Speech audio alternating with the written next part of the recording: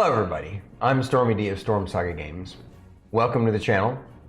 I am your host tonight in the Stormkeep, and we play live tabletop 5th edition Dungeons & Dragons.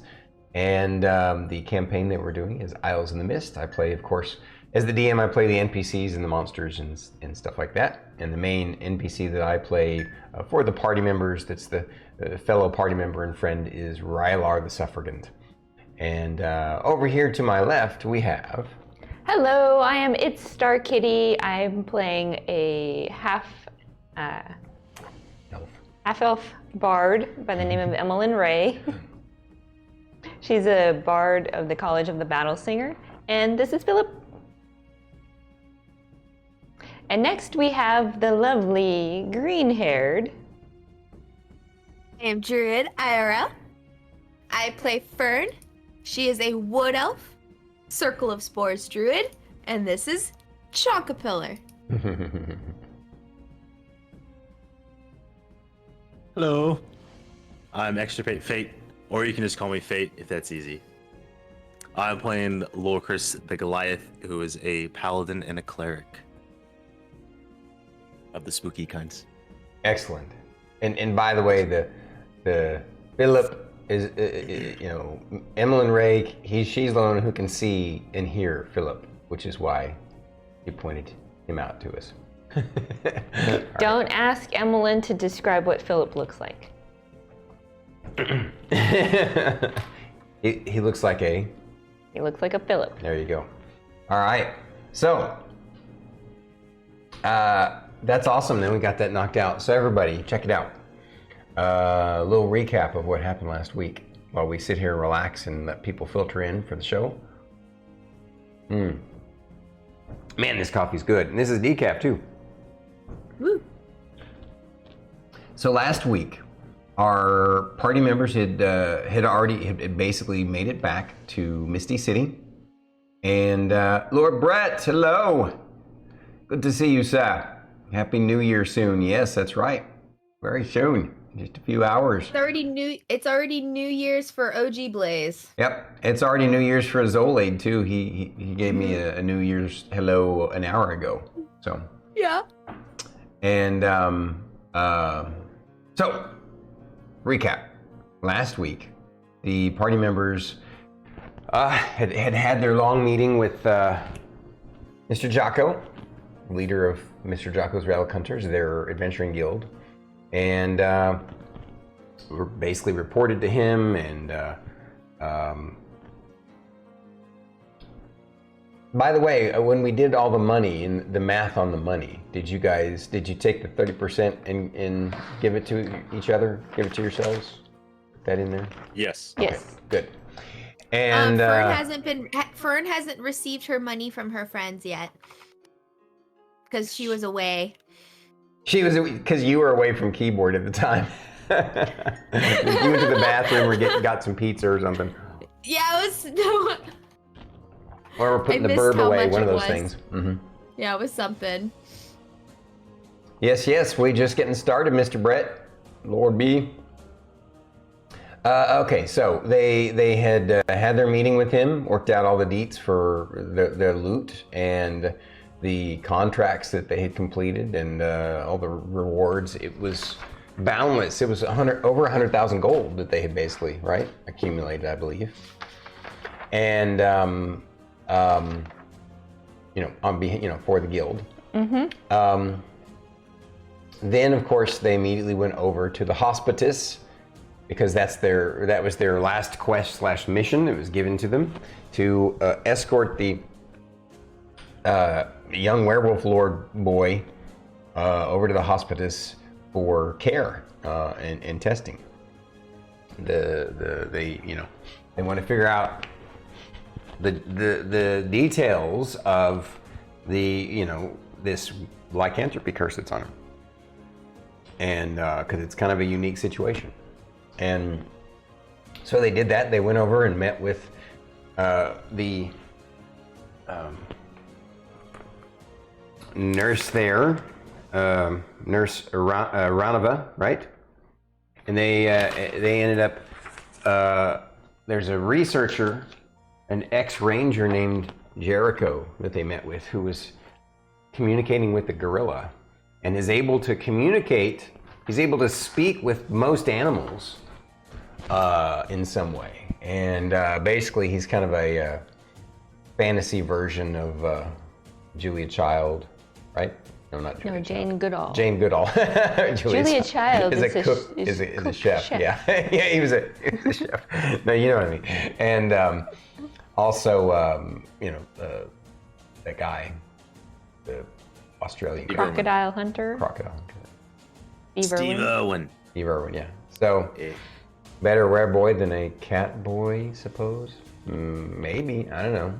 A cat or a werecat might be kind of cool. Werebear. Like a werepanther or a weretiger. You guys didn't see that? He just snacked Philip. That wasn't Philip. Not unless Philip's this tiny little fly that needed to die. Hey, Philip looks like a Philip. No, that fly did not look like a Philip. Must not have been Philip. All right, but so Fern, all of the party members are having a hard time kind of wrapping their heads around, you know, what they're going to do with Guar. But it's been especially hard for Fern and Emillynn Ray, and but they were pretty happy with Jericho. There's obviously something about him. The Hospitice, the nurse, and Jericho arranged for the party members to keep Guar one more night at their guild hall, as long as they took responsibility for him. So that's what they did. They went home. They also arranged, I believe, for the next day and the next morning for Lorkris to be the one to cast the Speak with Dead ritual on the body, the remains of Frederick, to ascertain the possibility of resurrection for him, because there are some high up folks in the MGA who are, you know, pushing to try and make that happen if possible. It's a lot harder. It's not. It's in some D&D worlds. It's kind of easy. Not in this world. Resurrection is extremely expensive and rare, and doesn't, you know, doesn't always work, which is another reason why, you know, some folks are hesitant to do it. But that was basically where we left off. The party members had gone home and spent time in the garden, right? And feel free to add anything that I might have missed, and we'll go through and do our little individual recaps. But did I miss anything that you guys want to add? Looks like Sorry. No. We leveled up. That's true. Well, oh, you have to tell me. Yeah, but all right, we're gonna have to do dreams. Yeah, I was gonna say on my notes here, start off with dreams, Frederick. So those are the orders of operations. Awesome. Very good. Just wanted to remind you. Yes, thank you. Dadgummit, I didn't get the fly after all. He was a quick one. All right. Well then, let's do the random recap. Happy New Year there, Sensei. Yes, Happy New Year. Welcome into the chat. Thank you for joining us this evening. All right. So Druid, Fern, give us a recap. Tell us what stood out most to your character about the encounters and role playing that you did last week. So like, Frederick was like talking smack about how he could talk to animals without a spell. Frederick? You mean Jericho? Not Fred. Jericho. Totally meant Jericho. And like, you know, that was cool and all.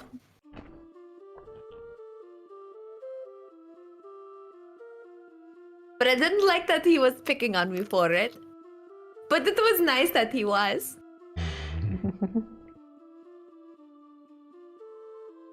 And I totally think that Frederick is gonna want to come back.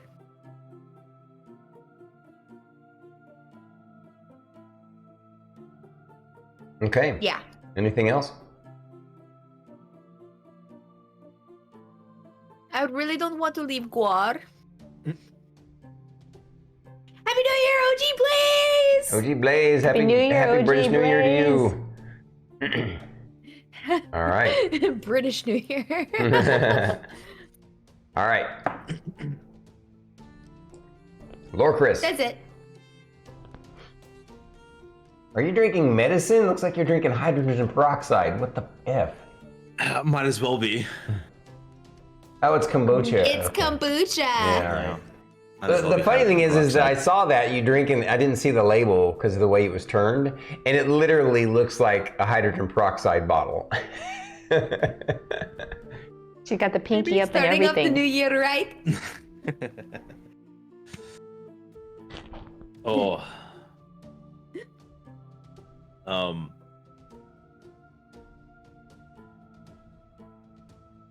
Lorkris is kind of taken aback by everything that has transpired. Like, he sees this space that we're in and can't help but admire where we came from. There have been difficulties along the way, and now I must speak to a friend who is gone. It's kind of just rather melancholy about it all, but yet hopeful. We've come a long way. Emillynn almost died to goblins once. Right? Yeah. Now look at us. Look at us. Yeah, taking on dire trolls and Yeah. and hordes of giants and Oni I lords feel- and all kinds of crazy. Yeah, and I feel Lorkris has kind of got the Werewolf sense of we've just come home. And that statement isn't a saying, which is an odd thing for him. Oh wow, that's right on. That's strong words there, sir. That's strong juju. Anything else? What you Sorry, doing? rolling my hit dice. Rolling your hit. You rolled a D4? No, I roll a D8. Okay. That's the only thing I forgot to do for my level up. Roll a D8? For some Yes. reason, I thought bards were a D6. Maybe I'm thinking of Nope, it's a D8 in the book. 3.5.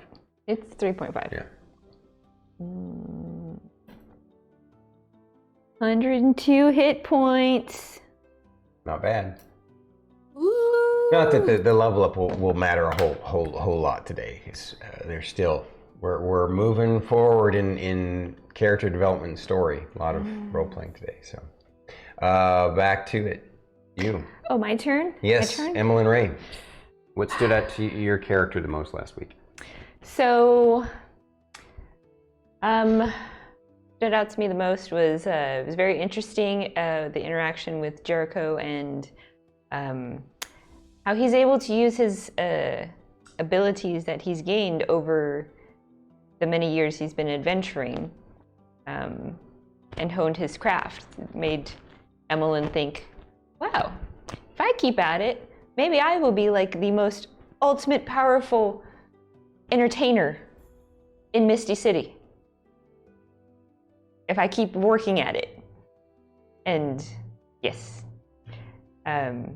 she's still on the fence about leaving Guar because she's just a little kid. But Philip agrees.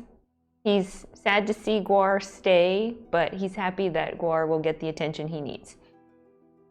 Just like Emillynn thinks the same thing. There's only so much that we as a team can do for him. So. Well, that's a perfect segue into what what stood out most to Rylar about last week. Rylar is honestly more worried about Fern and Emillynn Ray because he can empathize and feel and see that they're having concerns about Gwar, and he worries that their attachment to Gwar, will make it a bit too hard or make them make the wrong choice. That ultimately, from his point of view, the only reason why they would consider keeping Gwar with them is because Gwar can turn into something that can protect himself. But if you think about it, he's a child and he shouldn't be adventuring with the group. And so, from Rylar's point of view, they got to do the safest thing for the kid. And hopefully the Hospitice can cure him. And, so that's, and yeah, he was also super impressed with Jericho, and he thought it was funny that he was talking like a gorilla. Talking and dressed like one? Yes. So, having said all that, let's get into the action, guys. We're gonna go ahead and jump. We're jumping early tonight into the role play. We're gonna go chat dark, guys, and we appreciate you all. Big hugs to you guys. Enjoy the show, and we'll see you in a couple or so hours for the intermission, where we'll chat some more.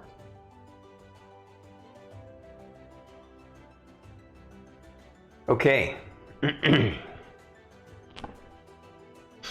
That evening, you all are sleeping back in your cozy spaces back at the guild. Obviously, we know that Fern still sleeps in the garden. And Gwar is totally comfy sleeping out there too. He's more comfortable out there. Lorkris, you sleep in your quarters, in your room inside, right? Okay. And obviously you have your room, and Rylar has his room.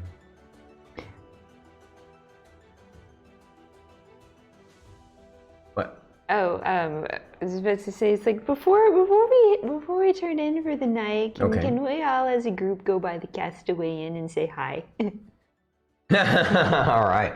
With Gwar. Yeah, remember they told you that I will say this, that they did want you guys to basically go straight to the guild hall. They're not comfortable with you taking Gwar into a public space. Okay. Darn. I wanted to just say hi. I mean, Never know. But it's okay. If you want to, I can do that later. If you want to go over there, yeah, you go over there later, or you go over there individually, if you want. I'll go there That's later. fun. Okay, all right. It's more fun with the group. But you understand why they made that kind of stipulation. If you're gonna, yeah. Plus, it was late anyway. They probably are already deep into their cups at the Castaway Inn. So, was there any role playing amongst each other that you all wanted to do before turning in this evening? Nope. Okay. So, you all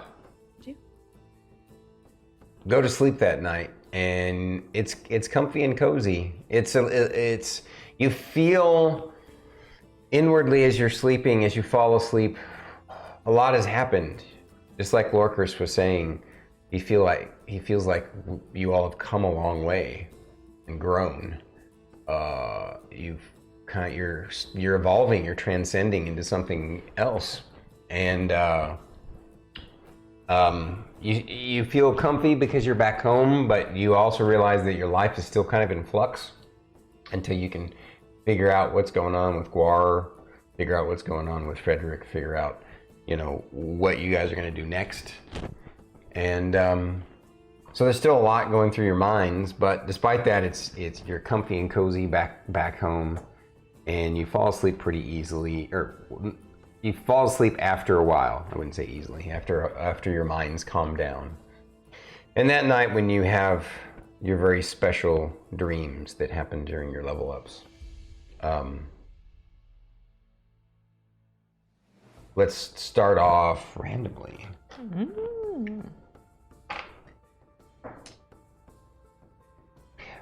Fern,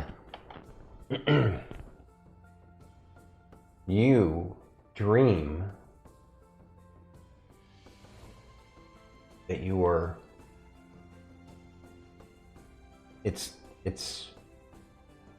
a dark, cool place. You feel enclosed. It's a paradoxical feeling of comfort, like you're being hugged, but also claustrophobic, like you're being squeezed. You feel like you want to stretch yourself. You like the feeling of this, whatever this enclosed space that has you trapped, but you also feel like, no, I want to break free of it. And you give in to that side of yourself, so you start stretching and moving and trying to break free, and you feel like you're clawing your way up, and suddenly, after what seems like minutes and minutes of like strife and struggle of trying to like dig your way out of a grave almost, you break free through the surface, and as you break free through the surface, you have this feeling of elation, this feeling of relaxation, of understanding, and realize you kind of zoom out and you're looking down on yourself, and what you see is actually a small plant that has broken through the surface of the earth. Like there's something special, you know it. There's something special about this point that you've evolved to. You're not sure what it is, but you feel it inside. And this comfort, this confidence in yourself. But you also are more wise now. You realize that you need to be careful too, because you're not invincible, but you are important. And so because of that, you have to be a bit more cautious than you have been. And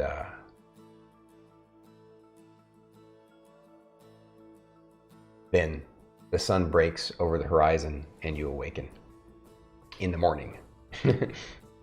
And now, Lorkris.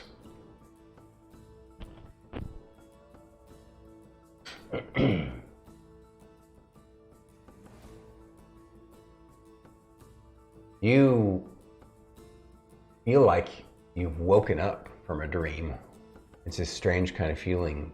One of those really rare kind of dreams where instead of realizing that you're dreaming, in the dream convinces you that you've woken up. You think you're awake. But you're standing there by yourself, naked, in front of a huge wall, a huge smooth wall that stretches off in either direction as far as the eye can see. You look behind you, you can just see endless, vast nothingness. Maybe mountains in the distance, but they're so far it seems impossible to get there. Besides that, you get this feeling that what's there on the other side is not the way you want to go, right? What's back there that way, that's the past. You think to yourself, this wall, that's what I need to get through. And you spend much time trying to do that. You immediately realize, I need to get through this, and you start to try and break through the wall. And of course, for a while, bashing it with your fists, bashing it with your legs, with your knees, throwing yourself against it, even bashing your head against it. It doesn't seem to, it's a wall. It's not going to break from something like that, no matter how strong you are. And then you try and climb it, but the surface is too smooth. And after a while of frustrating insanity of bashing yourself against this wall, you look at it more closely and you realize it's so smooth. It's glossy, and there's just enough, even though, you know, it's darkness everywhere, this huge, vast wasteland of darkness in the distance, there seems to be sort of this moonlight that's lighting up everything, even though you don't see a moon in the sky. And as you look at the wall and the reflection of it, you see yourself in the reflection of it. And instead of trying to crush the wall, to try and see it as an obstacle, you now see yourself in the wall. You reach out, not to touch the wall, but to touch your reflection in the wall. And realize by doing so, you can pass through it easily. And then you do. You just walk through it. And on the other side, a bright dawn is rising on the horizon. And you feel you have reached a new pinnacle, sort of an apex, getting over a hump toward the future. And that's when you wake up with this in the morning, with this realization of extra self-worth and confidence.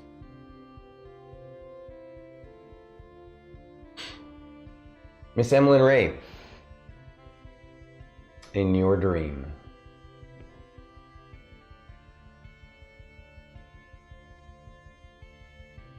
you wake up in your bed, and you know it's your bed, it's your room, even though you kind of also know that you've never seen this room or this bed before. You just feel inside that it's your bed and it's your room. You wake up because you can hear music playing, and it sounds haunting and familiar and wonderful. And you realize, you think you're hearing that mystical forest music again that you have yet to master, that you've been striving so hard to master. You can hear it in somewhere in another room in the distance, and you get up out of bed and wander out of the room and look down, and there's hallways on either side with lots of doors, and you walk towards where you hear the music coming from, and you walk for quite a ways down this impossibly long hallway, and eventually you come close to a door just like all the other doors, but this door is where the music is coming from. And you go inside, and of course, as you open the door, the music is much louder because there's a room, and you can see there's a figure playing the music on a violin. You can see them from behind, and you walk into the room. You see who it is that has mastered this song that you've been striving so hard to learn yourself. And as you make your way around to witness this genius playing this impossible music, you look down and see it's just you playing the music. And you have this feeling of epiphany. And the strings on the bow start to glow, almost as if a sun is rising from the bow itself. And then you wake up.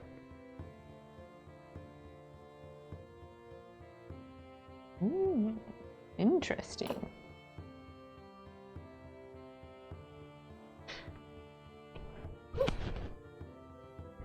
Starting off with dreams. Let's go. So, in the morning, you guys all meet for breakfast, and one of your routines that you've done now, you'd like to do now, is you get together and you all go over to. Well, okay, I guess you can't actually go over to Castaway Inn because of Guar. So, being a little bit forward thinking, Rylar realized that was going to be the case last night. So he got up a little bit earlier than you guys and has already started. He's basically made breakfast for everybody, using some of the new. It's still not complete, but some of the new kitchen, and he makes it, of course, for Mr. Jocko and Granada too. Granada. And the weapons guy. Oh yeah. Sylvis. Sylvis, yeah. Yep. Sylvis steel scale. Silver scale. Is it? Silver scale.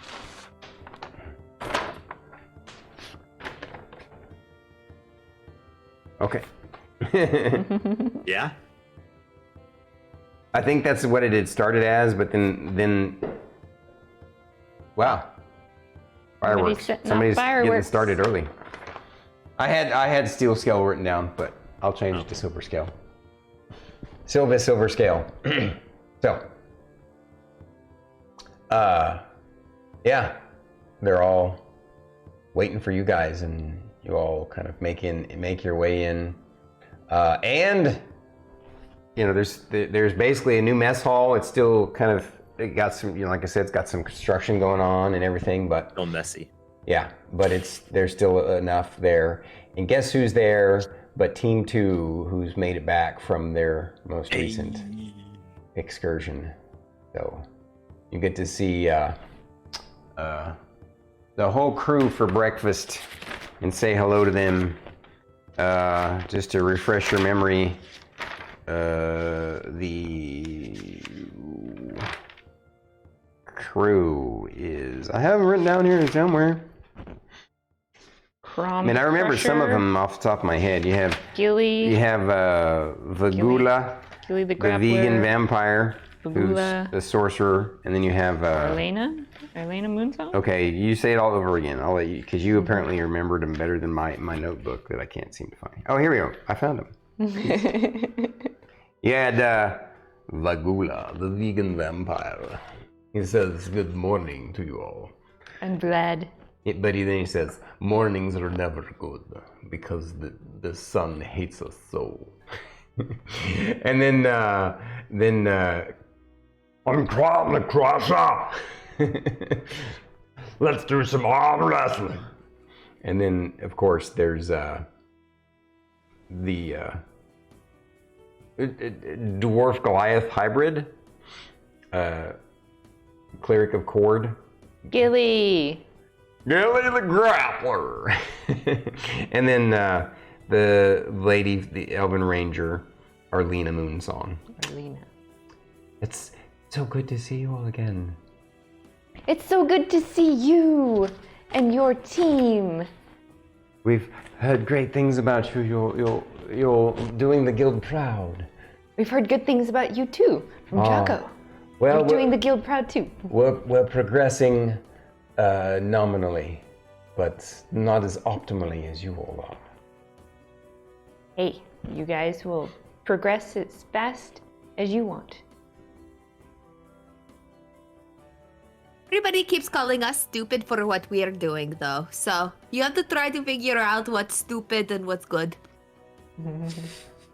Vagula says, "Many others who do not understand the outsiders of the world say such foolish things when they do not understand that those who stand on the outside must do things outside the box."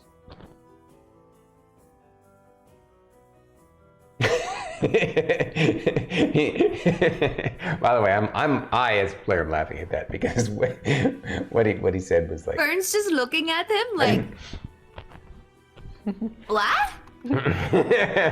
You don't make any sense, Vagula. Where's your bat? He makes a lot more sense than you do. You wish to see Vlad? Of course, I love him. He loves you as well. Here he is. hands him over to you. This is a friend. Yeah, Gore. Don't Yeah, eat him. Gore's all like salivating, like you're gonna give it to him for a snack, and then No. of course Chonkapillar's like he wants to snuggle with the bat. Oh, they're snuggling. Look at them. Oh, I just love you, Chocolate. All right. So you guys have a good chat with everybody and hear about their successes and you know you share a few of your own, but you don't want to sound Grom, yeah. I bet this little kid could beat you at arm wrestling. Fern, no. I'm sorry, little lady. I don't arm wrestle little boys. I don't want to hurt his arm. Fern, no. I just think it would be really funny if Guar beat him. I'm going to veto that there with Fern.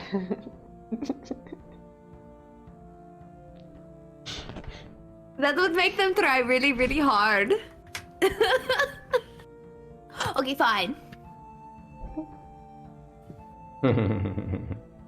All right.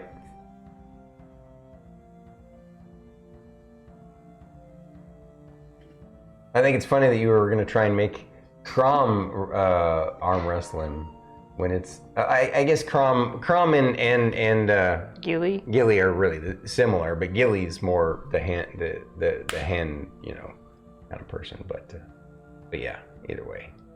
So It's one of the big guys. yeah, no, I got you. That was a funny idea. DM to player. That was. Like as soon as she said that, Emmylynn's like, No. no. That is not happening. Fern's a little agent of chaos, isn't she? All right. So after you all have breakfast, and Mr. Jocko's there, of course, and he says, all right, so refresh my memory on the agenda for today. We're taking Guar over to the Hospitice, Righto, the sooner the better. and Lorkris is going to chat with Frederick. Good luck with that. And then later on today, we're going to go to the Castaway Inn.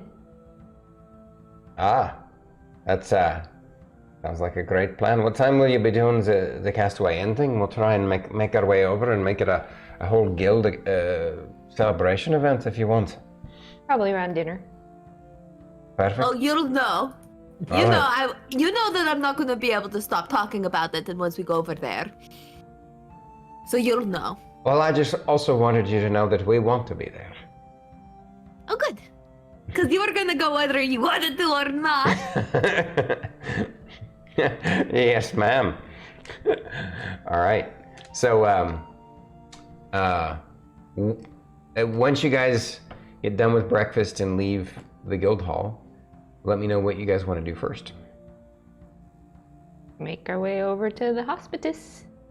I want to make sure that we have Frederick's team there when we go to talk to him.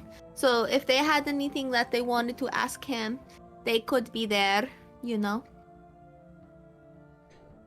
Right. You're going to want to, yeah, that makes perfect sense. So, And also, we should probably talk about what we're going to ask him once everybody's there. I would say that previous night you would have arranged this in the order that you wanted to do it. Did you want to do the meeting with Jericho first, or did you want to do the ritual first?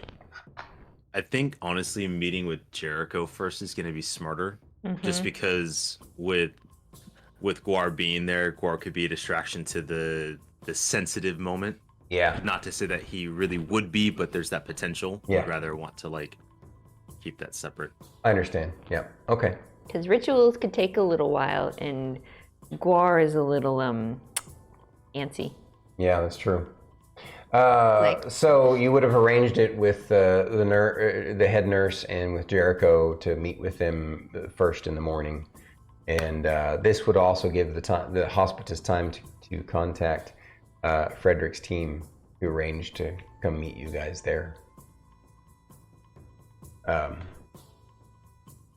And if I remember correctly, the leader of that team is sort of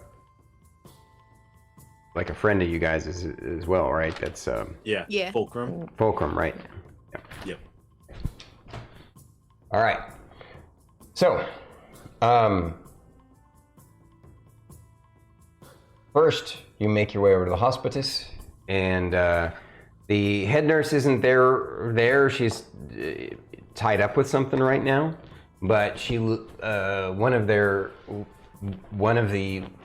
ladies that one of the kind of nurse assistants that's there has been given instructions on where to take you guys to meet with Jericho in a special meeting room, and so she actually does that.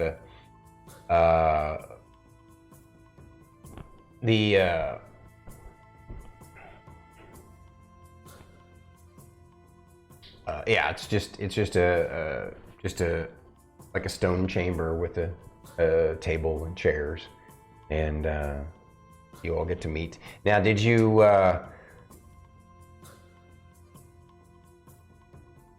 actually first she takes you to meet the to find the head nurse, Nurse Renava, and Nurse Renava is like, well, so obviously you're here for your meeting. You're right on time. Good. It's we'd like to see that. So you're going to go meet with Jericho in one of our meeting rooms. Since you're going to be discussing things related to Guar, we want to maybe take him to the zoo separately, or do you want him there with you during the conversation? It's up to you. I want him with us. Yes, he can stay with us during the conversation. He gets antsy. I'm sure Fern can play with him. All right. So she takes you to the meeting room and says, now I'm going to leave you all with Jericho. Here he is. He's already in there. And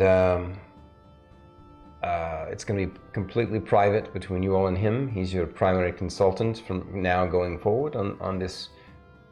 Now, obviously, many of us are going to be doing our best to study and help Guar and figure out what's next. But Jericho will be his primary caregiver during his stay here at the hospital. And it's best for you all to help Guar bond with him even further, so that the transition is easier for both Guar and for you.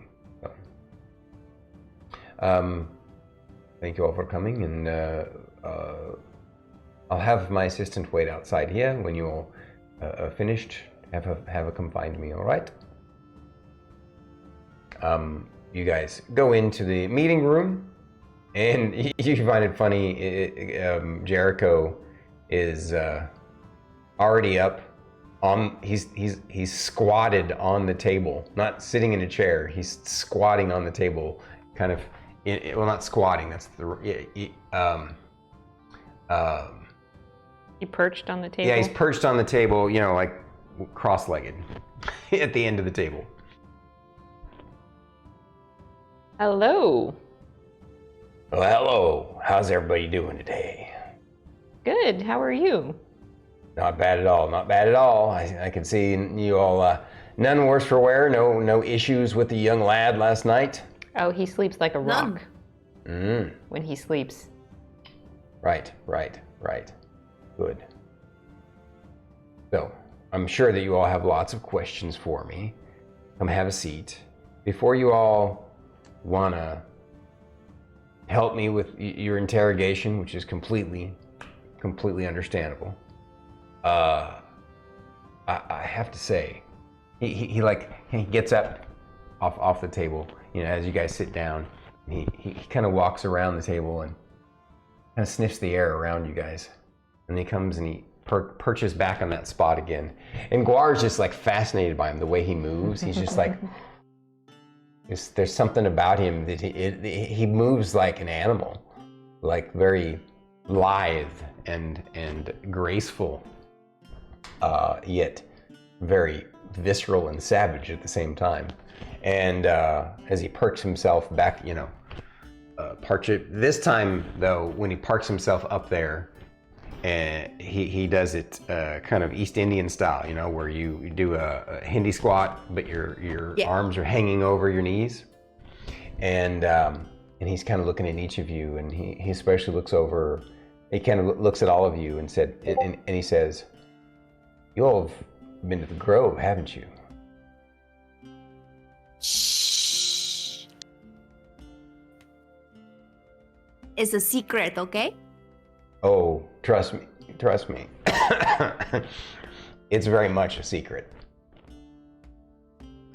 We stumbled across it by accident. Our horses led us there. Your horses led you there? Yeah. Really? Yep. We are very good friends. I knew there was a different energy about you guys, especially that little green one there. Her name is Fern. Mm-hmm, I know. She's got a special kind of connection with the land, I can tell. I mean, it makes sense since she's a druid, but... So, I sensed it the first time that I met you guys, but I pretty much confirmed it in my mind today from the scent that you all have. It's a unique scent. I found the Grove completely by accident myself during my field research days many, many years ago. Actually found that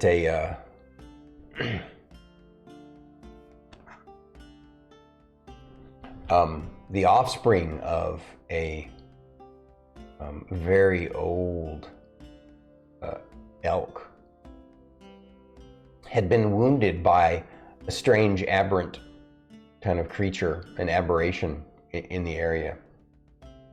And I'm not a big fan of aberrations disrupting the normal ecosystem of the land and the animals. So I had witnessed it. Now the foal had gotten away, but it was wounded. And I was concerned that it was going to bleed out or get infected, something basically untoward. So I tracked it and followed it for days. And by chance, it inadvertently led me to that very special, one would say almost sacred place. It really, really is. Yes. I talked to one of the trees there. Oh, I've talked to quite a few of the trees there, but... Now that's something I can't do. You got one up on me there. That's impressive. He grins at you. But I was able to help nurse the foal back to full health thanks to the special waters of the Grove. And was able to get it back to its mama. So... I find it interesting that no one else, I always pay attention for that scent and for any kind of word. Luckily, as one of the high-end researchers of this facility, I get to see a lot of the back-end intel that goes on within the MGA, and I'm always on the lookout for anybody who might have been to the Grove, because, I don't want it disturbed. I don't want it's... I'm kind of on the fence. There's a part of me that wants to talk to the MGA directly about it and make sure that it's an area that they count as a kind of what they did for your garden,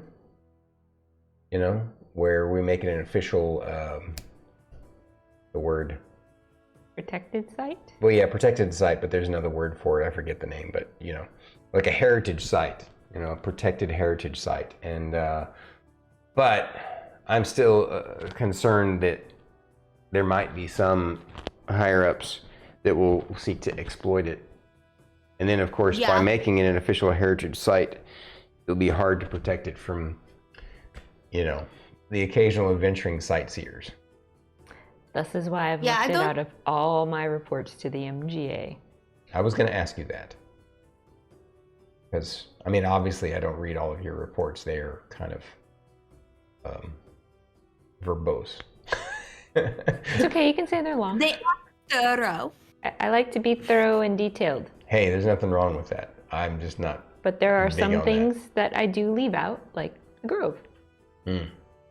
Okay. I feel that's on a need-to-know basis. Well, it's just always a concern, Adventurers find things. So it's possible. We have to kind of accept the possibility that one day someone will. Let's just hope that whoever does stumble across it, they feel as strongly about it as we do. And it's good to hear that you guys feel strongly about protecting that place. We go there every time we are on our way back. That is why you all seem so suffused with its energy. Wonderful, wonderful. Well, that tells me a lot about you all, and about what wonderful caregivers you've been for young Gwar. By the way, that name, was that something that you all gave him? Yes. Okay. I don't remember who came up with it. I think it was Rylar. Rylar. Rylar named him. That's okay. I would not have expected that. Rylar's like, yeah, I can do cool things sometimes too. All the time. Yeah, and little Gwar says, yeah, he shoots these purple blasts of energy out. It's like, he calls them his purple beamer. It's pretty neat. You say that in Wolf? Of course he does. But he shakes his head about it. He's like trying to get in the conversation. So he says to you, all right, so that's pretty much the main thing that I wanted to ask you guys. Obviously, I would like you all to Mrs. Detail-oriented here. Did you read the little report that I put together about my observations of Gwar? That was what I was going to ask you. I need to know, all of those kinds of things. Did you bring that with you? I did. Okay. It's like, excellent. This will come in handy. I will make sure to memorize every bit of it and use it effectively in my time with Gwar. And I want you to know, like I said, we're going to find a nice, cozy space for him. Where he can go outside. Yeah. Really easy, okay? Yeah. He will be able to go outside. He'll have some room to run. But that's something we need to talk about. Do we feel like... He likes to run. Yeah, there's some spaces where we allow some of the zoo animals that need to run free from time to time. Of course, it's still kind of enclosed. It's caged, but it's large enough, and there's a lot of natural growth and stuff that it's just a space, because we can't let them just run free range. It'd just be too dangerous for a lot of them. Well, yeah. And Gwar It too. doesn't feel... But the thing is, if we give him too much of an outdoor where his only space is outdoor, then he won't be able to acclimate to becoming a human again. And so that's why his main room, we're going to have it kind of a hybrid, a mix between an actual, like a person's room that they would have in a cottage, but it's going to have a lot of natural elements to it, some trees and plants and things, and he will be well fed and well taken care of. and I will be the one overseeing him. In fact, I would say during the first several weeks, I'll probably bunk nearby, so he'll know that I'm there. So, How are you going to handle the moon phase change? Because he's very strong. That's something we should discuss. I think that I might be able to. We have about 3 days left. No, actually, let's see, out of character. We had, a week and a half? And so only a couple of days have gone by? Yeah. Mm-hmm. We have about a week left before that's going to happen. It means I'm going to have to work fast to reach him, to get to the point where I think in that instance alone, we're going to need to have some of the clerical staff on hand to potentially cast any kind of disabling style spells, something like a sleep or a hold, something that can make it so he doesn't harm himself or others during that time. And that's going to be the backup plan, though. I'm going to do my best to communicate with him during that time, but between now and then, so that we can get a bond going.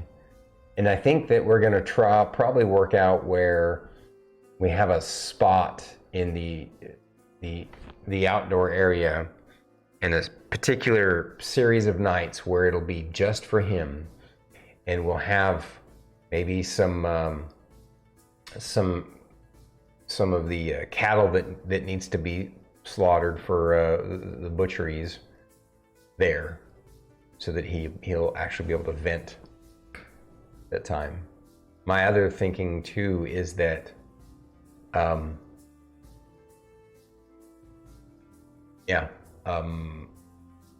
don't know what your time frame is as far as getting back out into the field, but it could be useful to have the two of you there, or at least Fern, if that's not possible, which I totally understand. You guys are pretty, important to the plans of the MGA now. Kind of, you've made a name for yourselves, and that's a good thing. But we need to have lots of different moving parts, plans in place to make sure that he doesn't hurt someone else or himself during that time.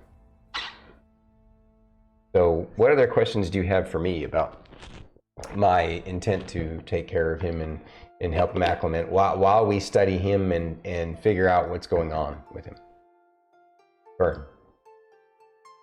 Okay. First off, Yeah. the MGA can wait for us. If we're that important. Second, I'm just kidding. I'm just being rude for no reason. I'm upset. I have a question. So, Guar is still a child. Any of these experiments or observations or anything not going to hurt him, is it? No, we don't intend to be doing anything invasive, because that also is going to put him under stress, which is not what we want. Okay. Pretty much all of the studies that we're going to be doing, we're going to be I'll be the most hands-on with him, but that's just going to be a communication process, and that's going to be play and bonding and feeding time and all those kinds of things. As far as the kind of studies they're going to do it from afar, using magic, using their observation skills and those kinds of things. We probably will have to draw some blood, but I'm pretty sure we can do that during play. My guess is he's probably a rough player. Am I right? Oh yeah, Okay. But it's so much fun. Yeah. I have a question. So do you want us to tell you what he's told us about him turning into a werewolf? Or do you want to wait and have him tell you first? Because he told us already. So, is that in your report? It is. Go ahead and tell me that part before I read the report, because I'd like to hear it from your own perspective. So in the Godolphian mines, there is a portal that leads to another world or something where the sun is green. And they took him over there, and they threw him into a pool of blood. And then there was like this big, huge, scary guy who like did this like whole thing, and that's when he turned into a werewolf. He said his body felt like it was exploding. So he wasn't bitten or scratched by another lycanthrope. Instead, he was ritually cursed. Yes, from what we've gathered, he is a child from one of the failed colonies. Right. That's was my immediate go-to as well. Like, how else would a child even be here?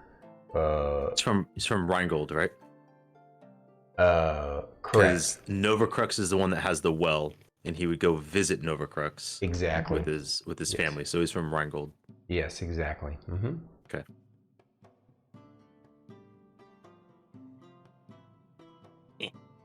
So, yes. Okay. But he sure loves his belly rubs. Okay. And pie. Well, I don't know if we can do much about the pie, but and or belly rubs, that won't be something that I'll be doing, since I'm going to be trying to establish both a friendship bond and an authority bond for him. He's going to need that kind of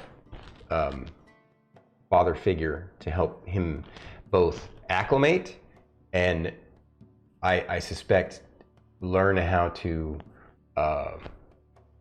he's going to need someone. You've been both of you have been excellent, authority figures for him so far, but I think that he's going to need a bit more than that for the training that he's going to have to go through to, I've been just being forward thinking, and that's that what I know about lycanthropy, it's very rare to be able to cure it.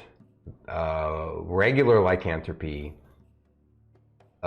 requires extremely powerful, high-level clerical intervention, or finding the original progenitor werewolf and either ending the curse on them or killing them to end the curse down the line.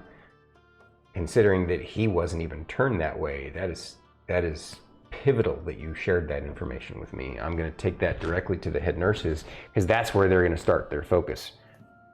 And that'll be helpful for them, because it definitely sounds more like some sort of spiritual religious ceremony as opposed to a traditional kind of thing. So I have to admit, it's good that we can start from there. That's good knowledge to have, but it's also worrisome, because that is kind of what I was afraid of.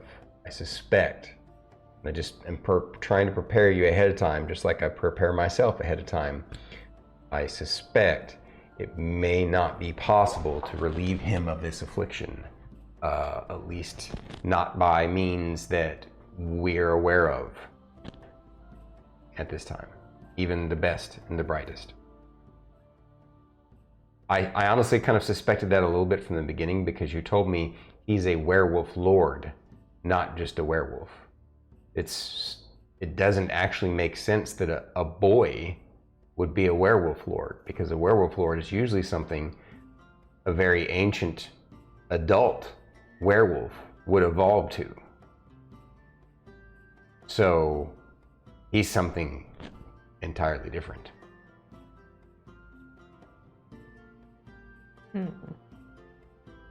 What I'd like to do a little bit, if you all don't mind, after we have this group meeting, is have a very brief individual meeting to get your individual perspectives on the boy, on anything that you want to share.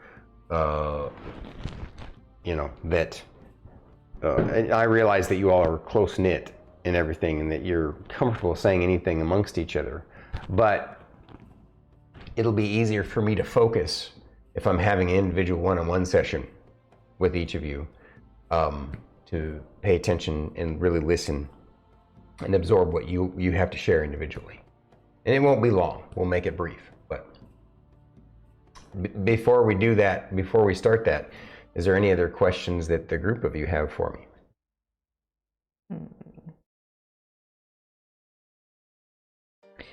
So, what safety measures, precautions are in place should Gwar find himself outside the hospice? Luckily, like I said, you know, we know what we're doing. We're good at this stuff.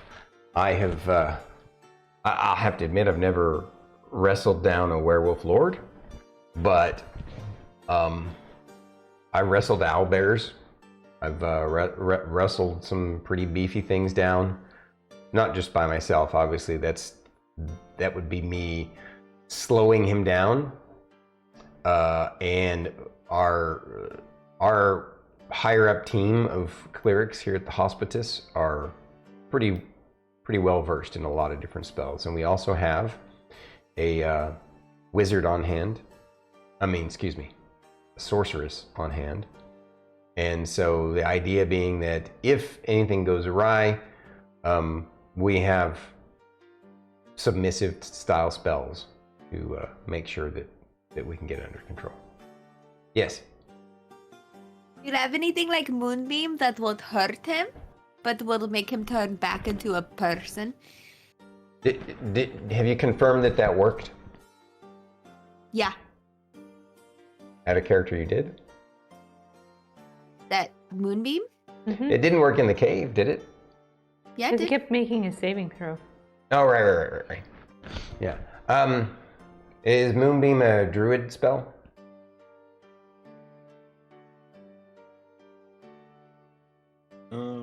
Yeah? Okay.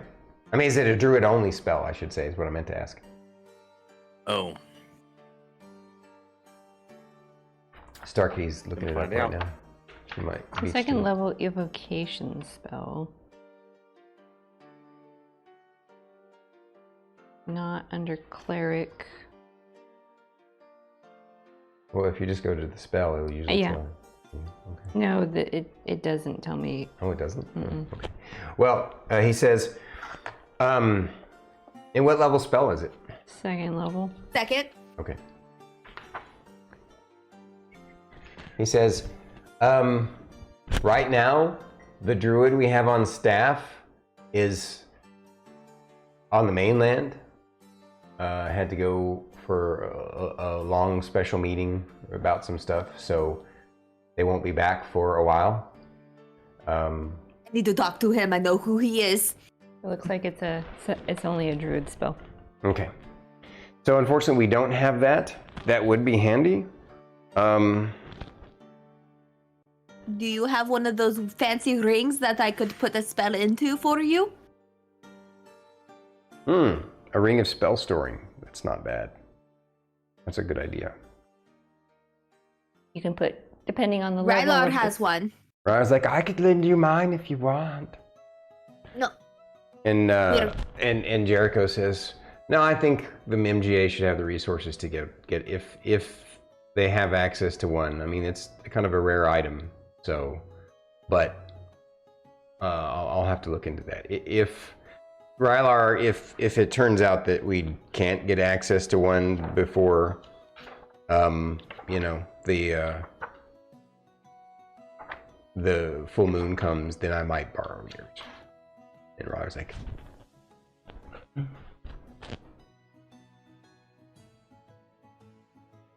anything else?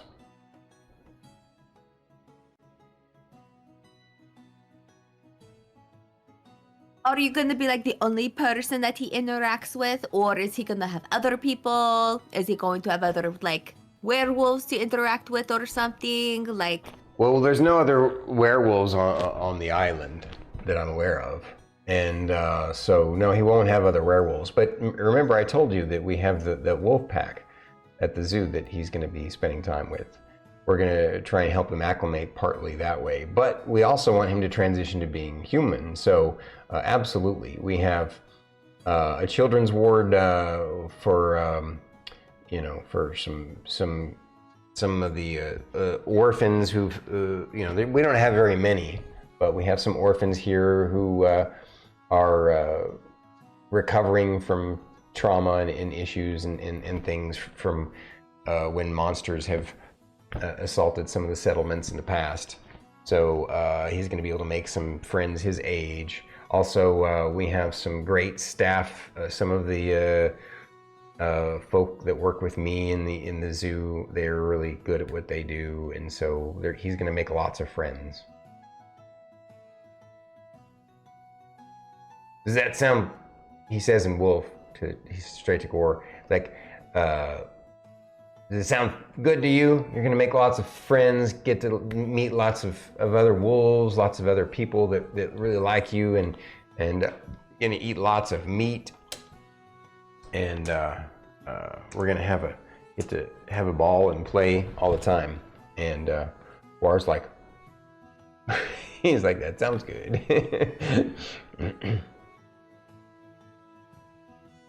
I don't have any other questions for you, Jericho. Jericho says adds one last thing. He says to you, so keep one thing in mind. You all have bonded with him in a short time, but that's not necessarily working against us. It's actually working for us. Yes, you bonded with him, and it was a fast bond, and he seems really, really connected with you guys, but it was also a very short period of time. So I think it'll be easier for him to transition into this now, because then it will be for you guys, actually. So I don't think you have to worry about him. We're going to do our best to take good care of him. I've had to do this with other animals. He's a unique case, obviously, since he's both an animal and a person. But... Anybody else on the team have questions for Jericho? All right. Well, I'll just say I'll start with you, Miss Emillynn Ray, and then we'll go to Fern, and then Lorkris, and then Rylar. Okay. All right. So my report is kind of broken down into sections, and the second page gives you a little breakdown of where to find each section in the report. Okay, I'm sure I'll get the gist of it. Yes. All right. You want my observations on Gwar? Yeah. Obviously, what he does is he takes you. There's like a separate little smaller room off from this room, and it allows Fern to play with him and stuff, and so you the two of you go off into this other room, and you're with him individually.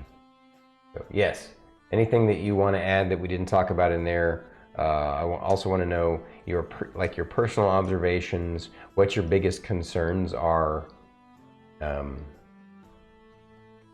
As far as personal observations go, he's still very childlike in a way, and I'm kind of glad that he still has that about him, but still worried about his upcoming moon phase, and because he gets bigger than Lorkris. Like, you think Lorkris go like maybe he's twice as tall as Lorkris when he changes into Wolf Lord.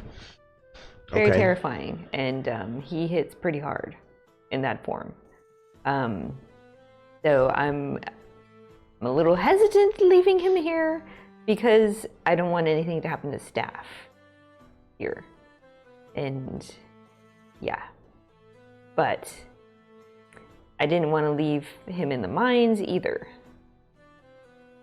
So, conundrum.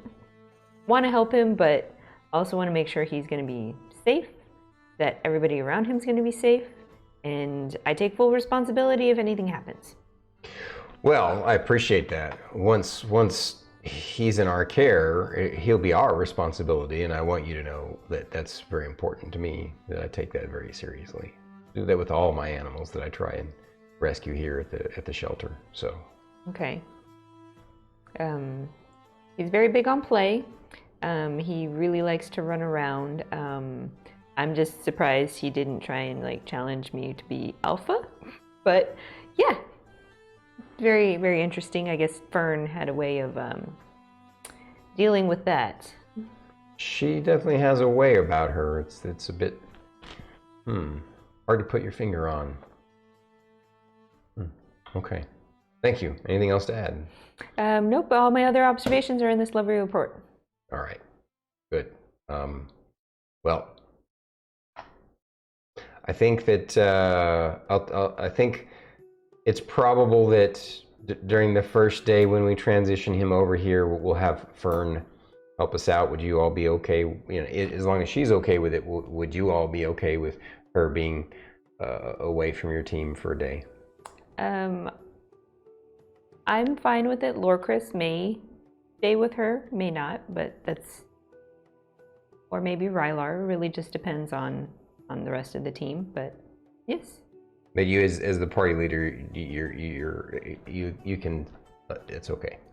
It's okay with me as long as it's okay with Fern. Right, of course. Okay.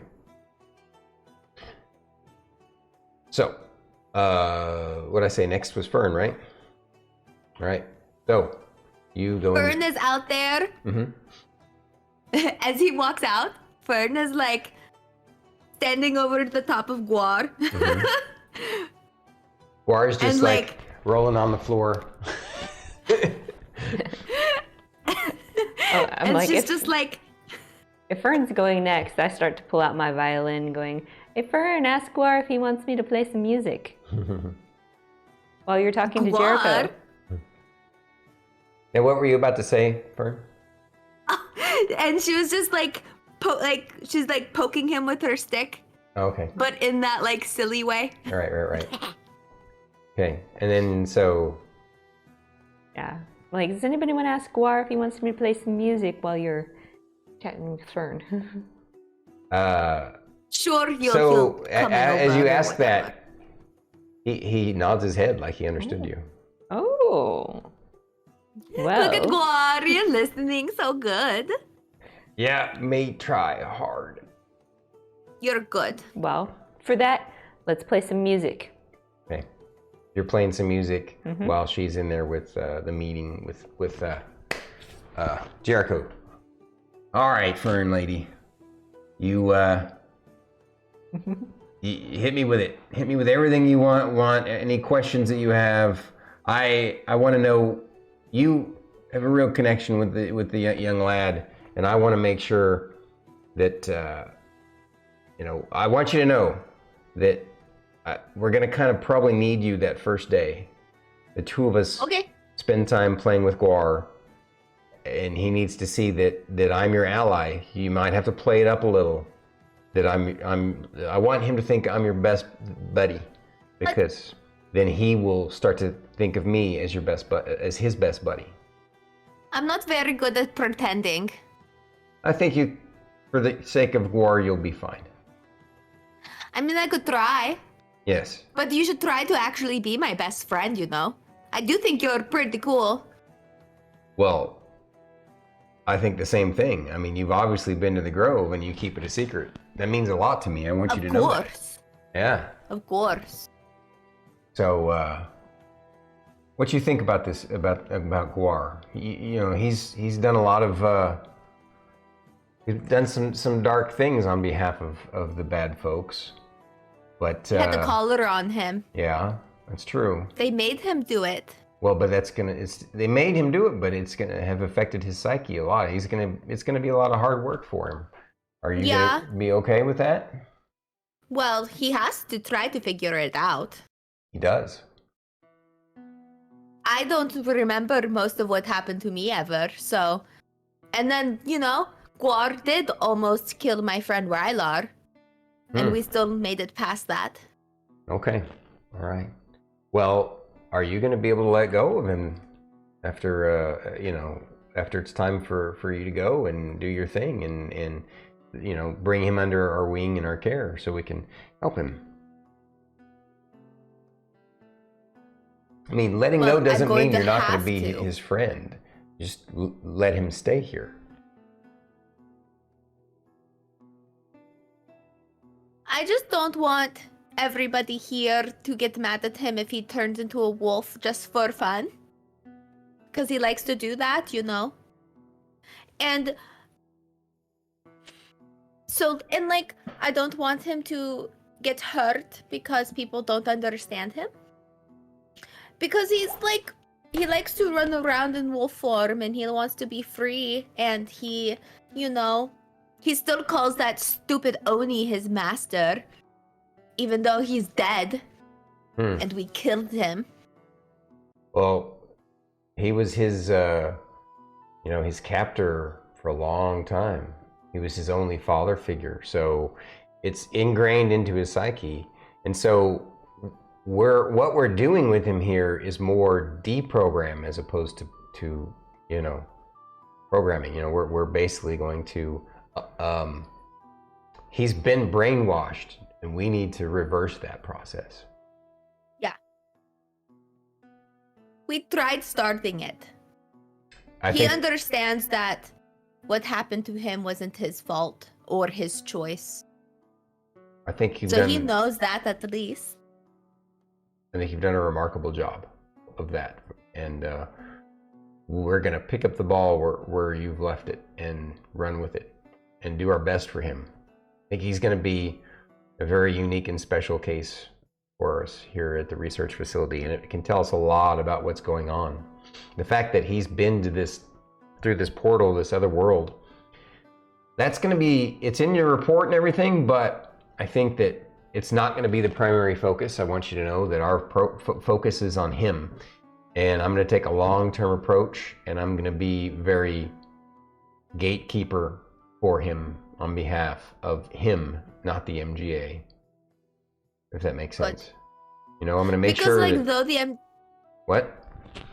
Even though like the MGA is cool and all and stuff, but like they have a lot of money just throwing around and stuff, and I don't trust some of them. Yeah, no, I understand. I mean, they're a big organization. There's going to be unscrupulous people in an organization that big. So that's why I want you to know you can put your trust in me. I'm going to take care of the boy and make sure that he's okay. Well, I do trust you because you are also keeping the grove a secret. But I had a thought.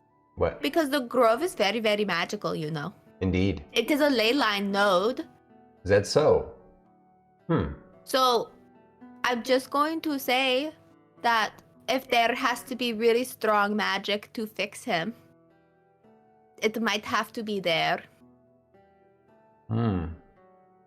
Okay. But we can't tell the MGA, though. Okay. Well, we'll figure that out. Let's at least get him to the point where he can comfortably stay here with us, so that we can at least, get to a baseline, if that makes sense. Lorkris is a very, very strong healer too, He's getting stronger and stronger. So if there has to be some sort of thing that happens, like, because we all have secrets there. Okay. Well, we have Just saying. Some powerful clerics on staff here too, so I think it'll be okay. But they can't know about the grove. No, of course not. Yeah.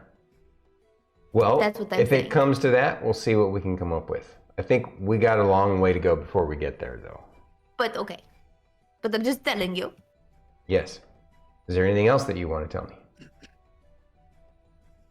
This is Chonkapillar. Oh my gosh. What is that? I've never seen that species before. It's huge. And it's sparkling. Chonkapillar. May It's so cute. May I touch him? Yes. He puts out his hand for Chonkapillar. And Chonkapillar, goes. And then he crawls over onto his arm. And you let him go to crawl on his arm? Yeah. And Jericho's like, whoa. And then they look each other right in the eye. And you get this feeling of warmth and comfort from Chonkapillar. And then he just turns around and goes back to you. and just as you're doing though, he gives it a little stroke. He's like, oh, that's amazing. What is that? That's not a normal animal. No. I can feel its energy radiating through my skin. Is that a spirit? It was a gift from me. It was a gift from Melora to me in my garden. Is that so?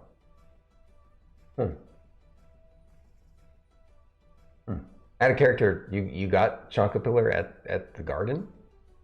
Yeah. Mm-hmm. Came out of the center of the That's right. Melora symbol By at the base tree. of the Yeah, tree. That Lorkris made. Right? Sorry. Yeah. It's like, wow. Okay. Long time ago. That was your final test to see if I really, really trusted you or not. And you passed. That's good to know. Good job. Lady. Well, I think you've been a wonderful little surrogate mother for Guar. So I wouldn't say mom. I would definitely say like big sister. okay. All right. Well, we'll figure it out. And hopefully we won't have to pull you out of the field very often, you know. I'm trying to find a way to do this magical thing where I can go through like different trees. That kind of technology, our druid on staff has been researching for quite some time, that kind of magic tech. I think maybe once he's back from his mission back on the mainland, maybe we should have you meet up with him. I really need to talk to him. Share your research. Maybe the two of you can figure it out together. That could be a game changer for us.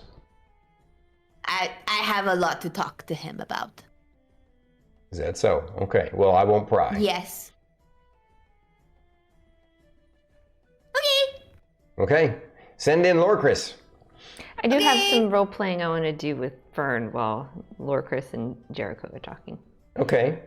All right. We'll do that after I role play with Lorkris, or before. Go ahead. Before, yeah. All right. Go ahead. So Fern comes out of the office, and then Lorkris goes in, and while we're in there, I finish playing my song, and I'm like, "Hey, Fern. Yeah. Last time we were in the Grove, did you check in with that other place that you healed? No. And the bog witches? I was too focused on everything else. Should we tell But I Jericho? was thinking about it though. Should we tell Jericho about that? Not yet. Okay. Even though he passed the Chonkapillar test. He passed the Chonkapillar test? Chonkapillar likes him? Of course. Oh, Chonkapillar crawled off of my hand, all the way onto his arm, all the way back to me. Wow. Yeah. Philip thinks he's okay. He just thinks he's weird. Oh. Oh, he's like my perfect kind of weird. I really like him.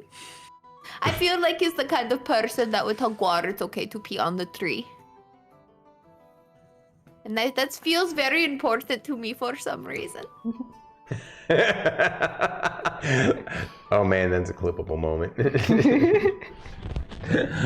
All right. All right. Well, did the meeting with Jericho go okay? Yep. Did he answer any of all your concerns? Yeah, Okay. for the most part. I still don't. Oh, I trust Jericho.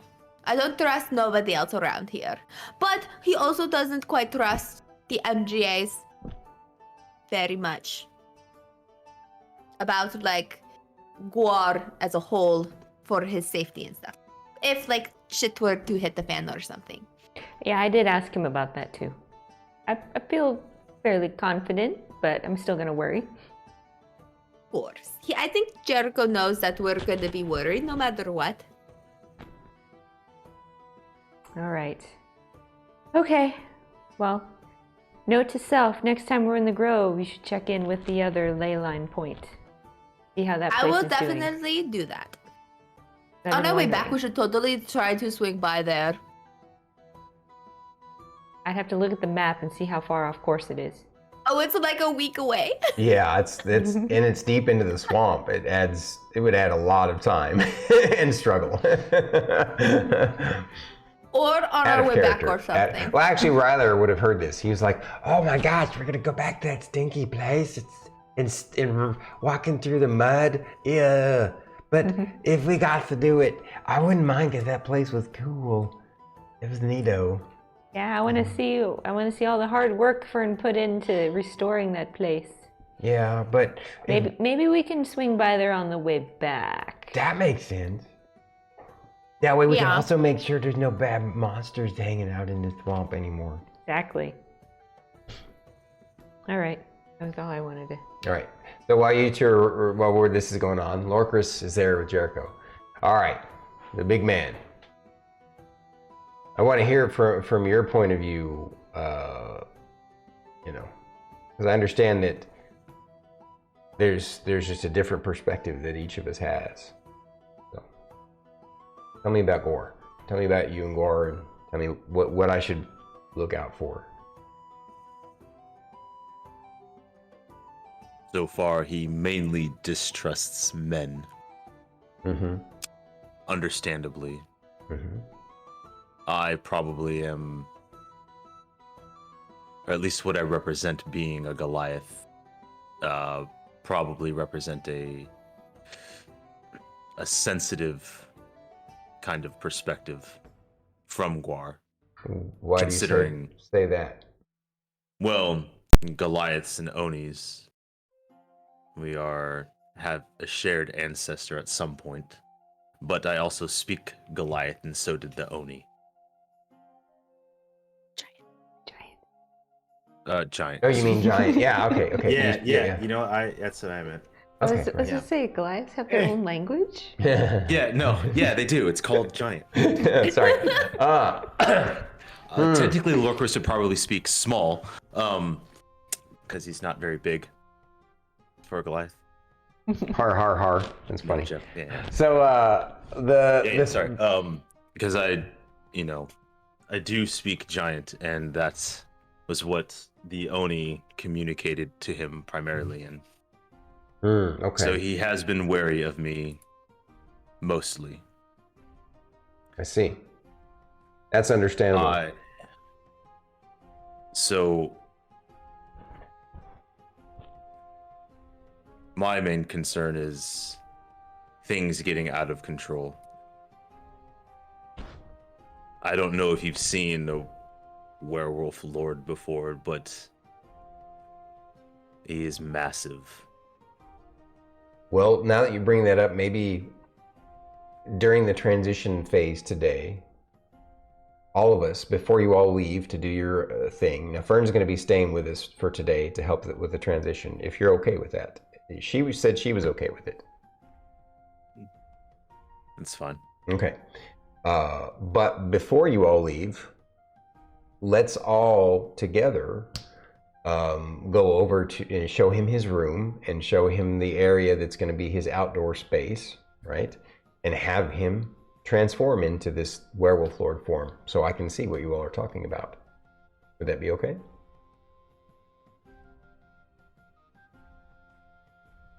I do not want to speak for the rest of the party. However, I recognize the importance of you being privy to what that is. Hopefully, with Fern and yourself communicating with Guar, you should be able to keep it under wraps. Okay. I know it may seem insensitive, but we did manage to deal with him and others simultaneously, so I do not believe he will be too much of a problem if it gets out of control. Not that we want any of that. Right. Since you brought it up, I want you to know that we're gonna take every precaution, and our staff have the juice to be able to back up what they need to do to protect people here. So this isn't our first rodeo. This is our first time dealing with these kinds of issues, and so I mean, not obviously having a specific a werewolf lord is a first time, but Yes. having dangerous creatures here is nothing new to these folks, and definitely nothing new to me. And since my first foray was down this path of communication with animals and connecting with them, my first foray was with a wolf pack, with wolves. So this is going to be, I'm not going to say this is going to be easy, but probably the most challenging thing that I've done. But I'm confident in my capability to protect him and protect him from harming other people. And again, my staff here, we can take him down without hurting him at all, with various manner of sleep, charm, hold effects. And we won't use that unless it's like absolutely necessary. I trust your judgment. Okay. Any other nuances about the boy that you care to share that you can think of? He is quite rambunctious. Energetic. That's good. If he weren't, I would be worried that he was too lost in the rage. So I think it's a good thing. He has a decent control of at least the play. Okay. Good. Decent. He still needs a reminder every now and then. I understand. But he is a child. All right. Well done. I do have a question for you, though. Of course. You mentioned the grove and its waters. You said the waters had healing capabilities? Not as potent as like a direct healing potion or anything like that, or a direct healing spell, but for animals who have spent generations on this island, those waters have a more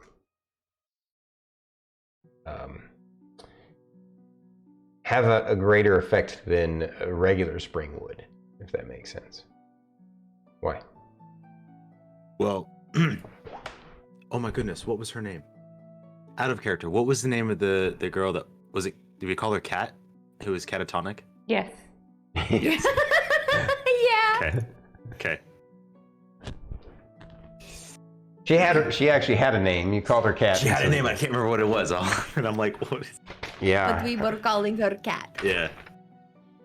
Yeah, that was the folks you rescued from the swamp bog hags. witches, yes. Yeah.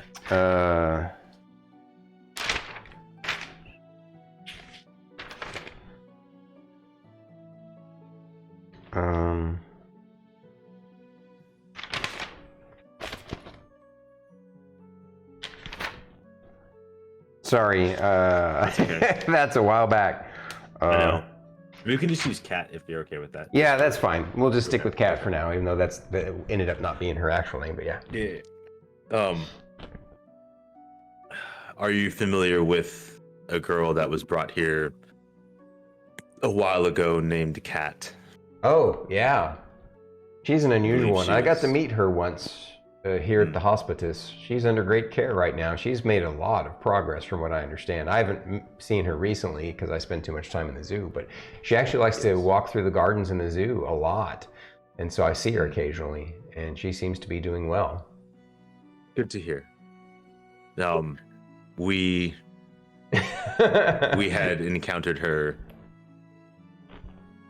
further north in a hole in the ground with some hags, and she was catatonic, swear. And we made it to the grove, and in those waters,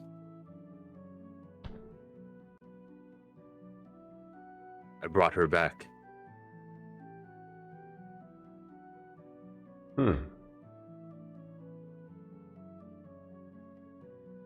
I wasn't sure if it was the grove or myself.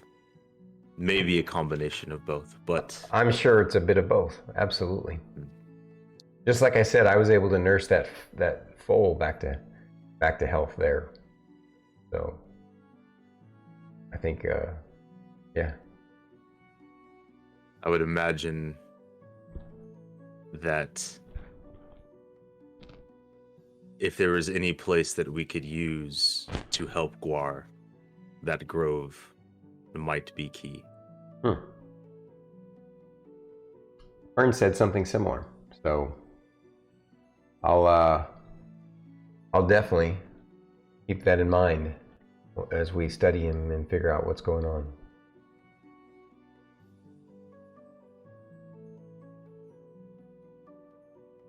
That's it for me. Do you have anything else to share or ask? I do not. All right. Well, he's in good hands, and I thank you all for taking care of him and getting him to us, both him safe and other people safe. In the long run, I think the MGA, I'm going to be able to placate the MGA, because if we can take the long-term approach to this young boy's recuperation and what's the other RE word? Recovery? No. Like when you get out of prison. Reintegration? No. You guys know what I'm talking about, though. I can't think of the word. It's failed me. He's not going to be in prison, but there's that word that you use, the RE word for getting out of prison. You know what I'm talking about. You know the concept. I'll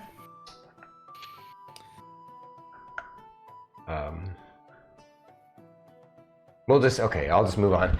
With his long-term recovery, rehabilitation. There you go. Thank you. With his rehabilitation back into being normal, he's actually going to be a big success story for the MGA to take back as a legend of their successes here on the island, if we can get that far. And so if I can, my intent is to sell it that way, so that they continue to keep him under our auspices, because in the long run, that will be better for the MGA. It'll be more valuable to the MGA than any other, I know there might be some people in the MGA, some unscrupulous types, who might want to use him as a military asset, if he's as strong as you say he is.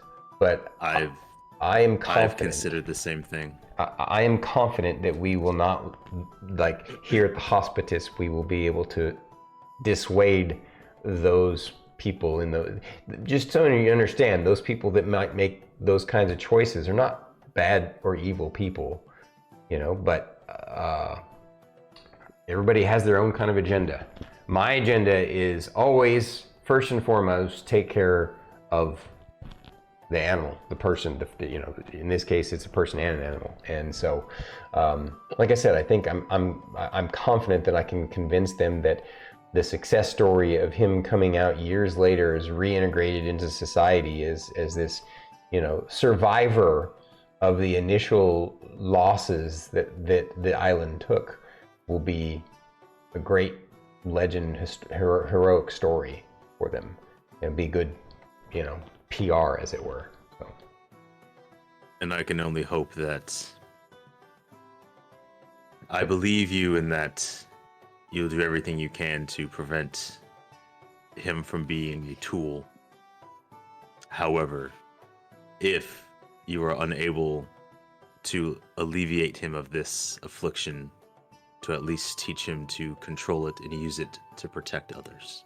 I like that you're forward thinking, that you look at all possibilities, because I've been thinking that too, that it's possible that he might not be able to be cured, as it were. And if that's the case, he does need to learn how to control it. And that is something I am an expert at.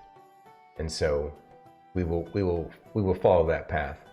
And I can promise you, between you and me, that if the MGA ever did try and take him for what I would consider ethically questionable purposes.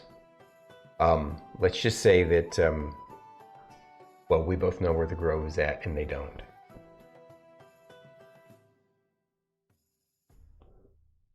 All right. Fair enough.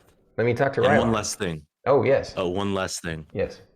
Please send updates for us to Jocko. Oh, of course. And in fact, I hope that every day that you guys are here before you head out on your next mission quest, come spend some time with him. It will help. And, yeah, I have a feeling that me and my staff are going to have regular conversations with Mr. Jocko. I appreciate it. Okay. All right. I will send in Rylar. All right.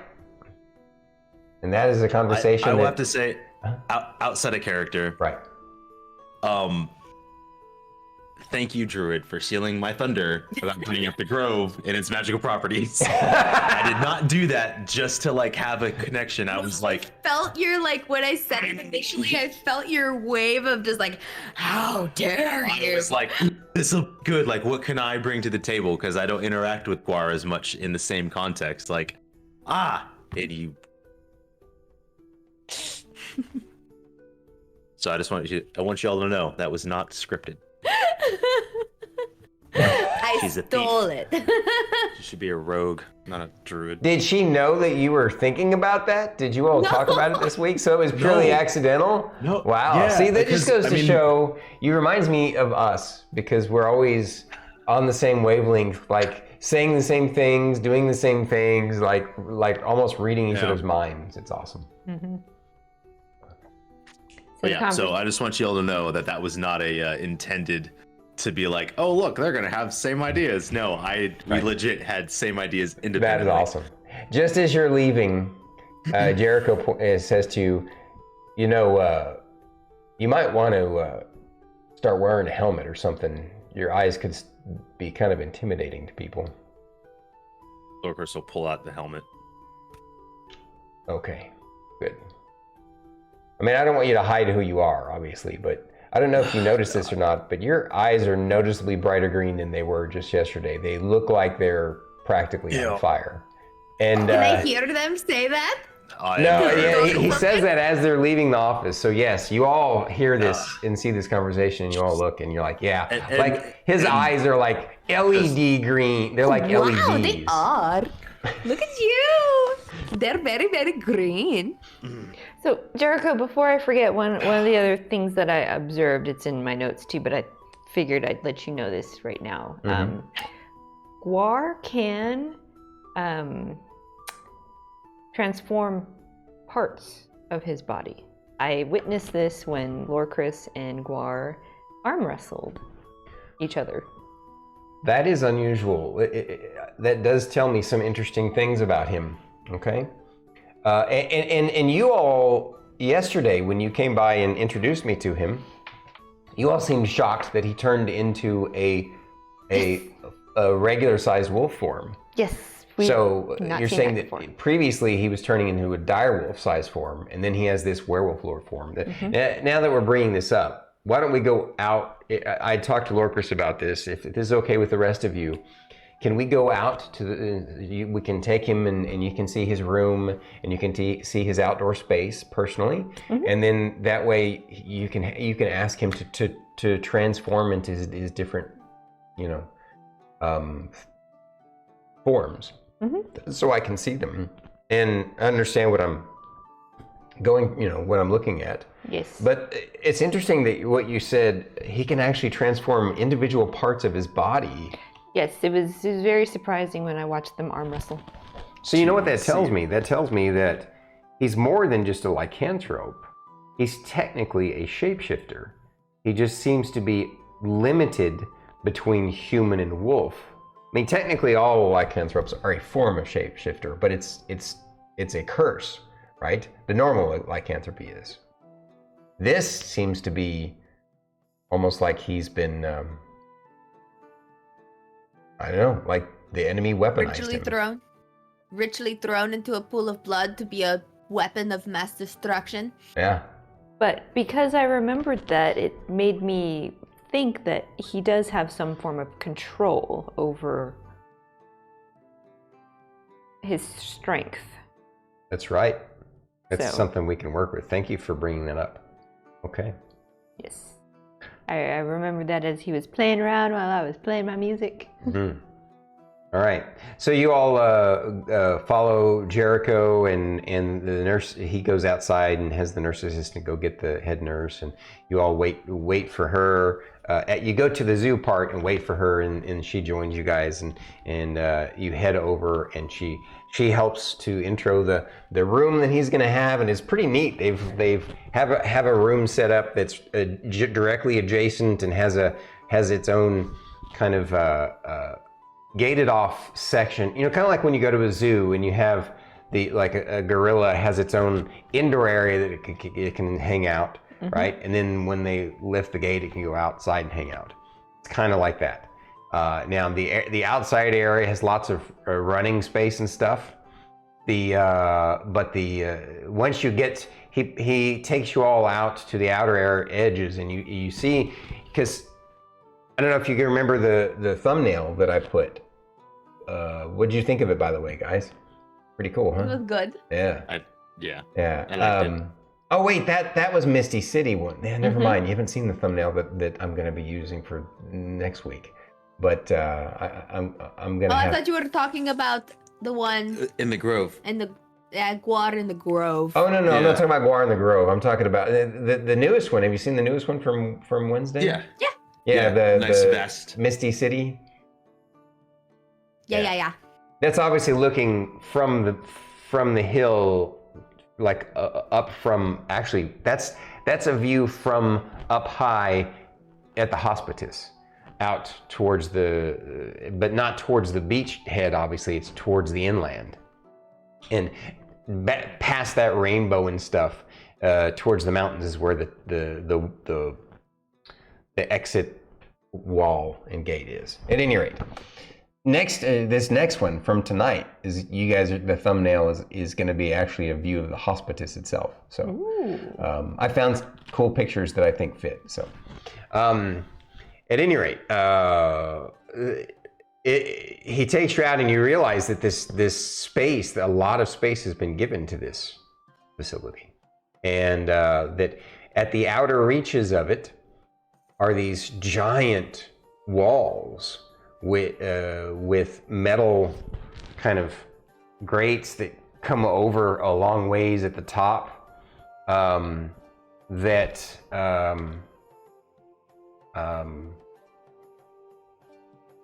basically they're so high that it's going to be, even for someone his size, it's going to be tough. It would be nearly impossible for him to get over. But And then when they grab on the edge, it's a spinny thing, so they just go, and then they fall. yeah, something like that. I guess so. Yeah, that's a great design. Yeah, exactly. That I hadn't thought about that. That's. I'm just imagining that one episode of Avatar: The Last Airbender where Aang helps out in Bossing Sane, makes like the zoo. La la where la it's like la the- la la la la. What? Sorry, I haven't seen that. You've never watched Avatar: The Last Airbender? I haven't watched all of it. Oh. Oh, I mean, it's a side episode. It's not a main plot. Oh, okay. Okay, go ahead then. Sorry. It just makes a massive zoo and a big enclosure, like it looks like a like Oh. yeah, just big Neat. massive walls. Yeah. Sorry, I hate No, stuff no. ruined. But okay, that's cool. Yeah, it's in a side episode. It's not a main plot. It's just like one of those filler episodes. you got to Neat. watch it. Yeah, you need to watch it. I know. How about you? What? Have you watched all of? We need to do that together, I guess. Start over.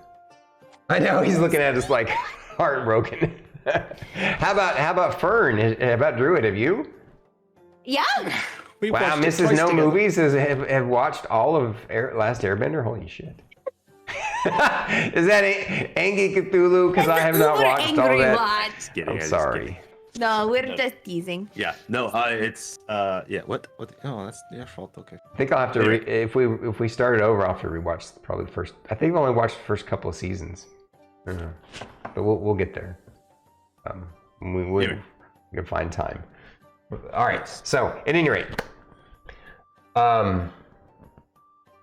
watch this boy transform. You're pretty cool. You think it's pretty cool because it's basically a giant field up high, pretty high, not super high up in the mountains, but it's high enough that it's and remote enough, and lots of trees and grassland and just bush. It's just a beautiful area.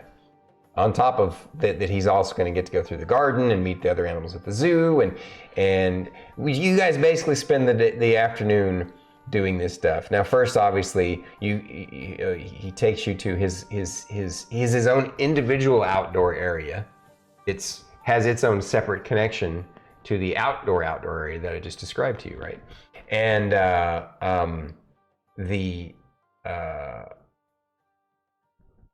in that area, he asks you guys to ask Guar, because he could do it. He could speak wolf himself, but he asks Fern to ask him to change, because he knows that she's been telling him not to. And so, of course, Guar's all like, she's been telling him not to in town anyway, right? Yeah. And so he needs permission, and he's like, "You sure, Miss Fern?"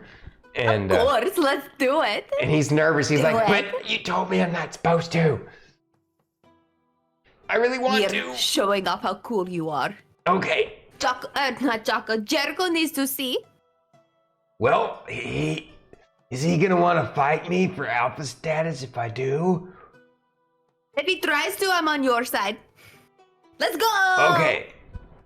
Maybe we should overthrow him then. I don't know. He seems really, really cool though. I don't know if I want to fight him. I'm gonna tell you right now, he's pretty cool. Okay. My Chonkapillar accepted Chonkapillar's him. ass liked him. The butt. Chonka butter. All it needs is a little. Tiny like excellent. A little anime X for his little bunghole. Oh my god. I might just do that. Give me. You're killing me, Stitched in Smalls. professionally. Yeah, I will. No. You take it to Stormy and be like, Stormy, you have to make a little butt. You know what? I forgot. That's right. You're the lady. The name of the lady that Sorry, made that I for forgot. you Yeah, is also Stormy. Newsflash, everybody on the internet. The person that I work with at work, their real name. Thanks. Sorry. Hey, they don't know the rest of her name. And I said it could have blended right then if you would have just like, okay. Uni. Anyways, Yeah. let's go, War. So he transforms, and he keeps transforming. He's like, and yeah, you get Jericho's attention, and he goes over. At first, he looks mildly first, afraid, because then you see his eyes track to the size of his claws, which are basically this like individual daggers, like, and he's like. You know, at first you could tell for a brief moment that expert in him breaks just a little bit. You know, that like you can see the emotion in his eyes of just a tad bit of fear for a second, but then he's like, no. You almost see the gears turning. Nope, I gotta stop it. I gotta stamp this down. I can't let this. And then he goes over and he Lorkris tags him just Mm-hmm. just like as he stands, told you he gets big. And Fern's just in front of him like, War, pick me up, War. Guar goes, oh, and sticks you on his shoulder. I will make note. Lorkris is white knuckle right now White knuckle as well. Like he's he's. I mean, the last time we saw him doing that, he was not our friend. Right. So knowing that there's confidence of being able to have it under control, Lorkris is ready to like. Right. Well, Yeah. Jericho, You know what I mean? walks. He stamps down his own, natural reaction, and he walks right up to Guar, and he looks right up at him, and he says in Wolf. So only you will understand him if you cast the spell, but you would have had to have, I guess. So he looks right up and says, "You're not going to be a problem, are you, Guar? We're gonna have fun, right?" And Guar's looking down at him, and he gets down in his face like he's gonna snarl, and Jericho looks back at him and he just snarls right back, well, like wolf, and Guar's like, whoo. and Jericho's like pulls out his hands and he's like, ah. And there's just, you are intimidated by him. All of you guys are like, holy crap. He gives off, remember how I told you guys when you saw Steel Dawn for the first time? Oh yeah. Or not. Well, you all haven't seen Steel Dawn. It was Crystal Hedge. Right, when we Crystal noticed Hedge that for the first time. power They gap. give off this vibe like, holy crap. Yeah. He's radiating that like even stronger, like this oppressive kind of, almost like gravity is stronger just in this moment from him. It's not real, it's perceived, right? But he gives off this vibe of I'm the boss here if I want to be. And but you and I are going to be friends is the vibe that he's giving off. And Guar's all like, ah. And so he actually goes down on all fours and he sniffs at Jericho and he licks his hand.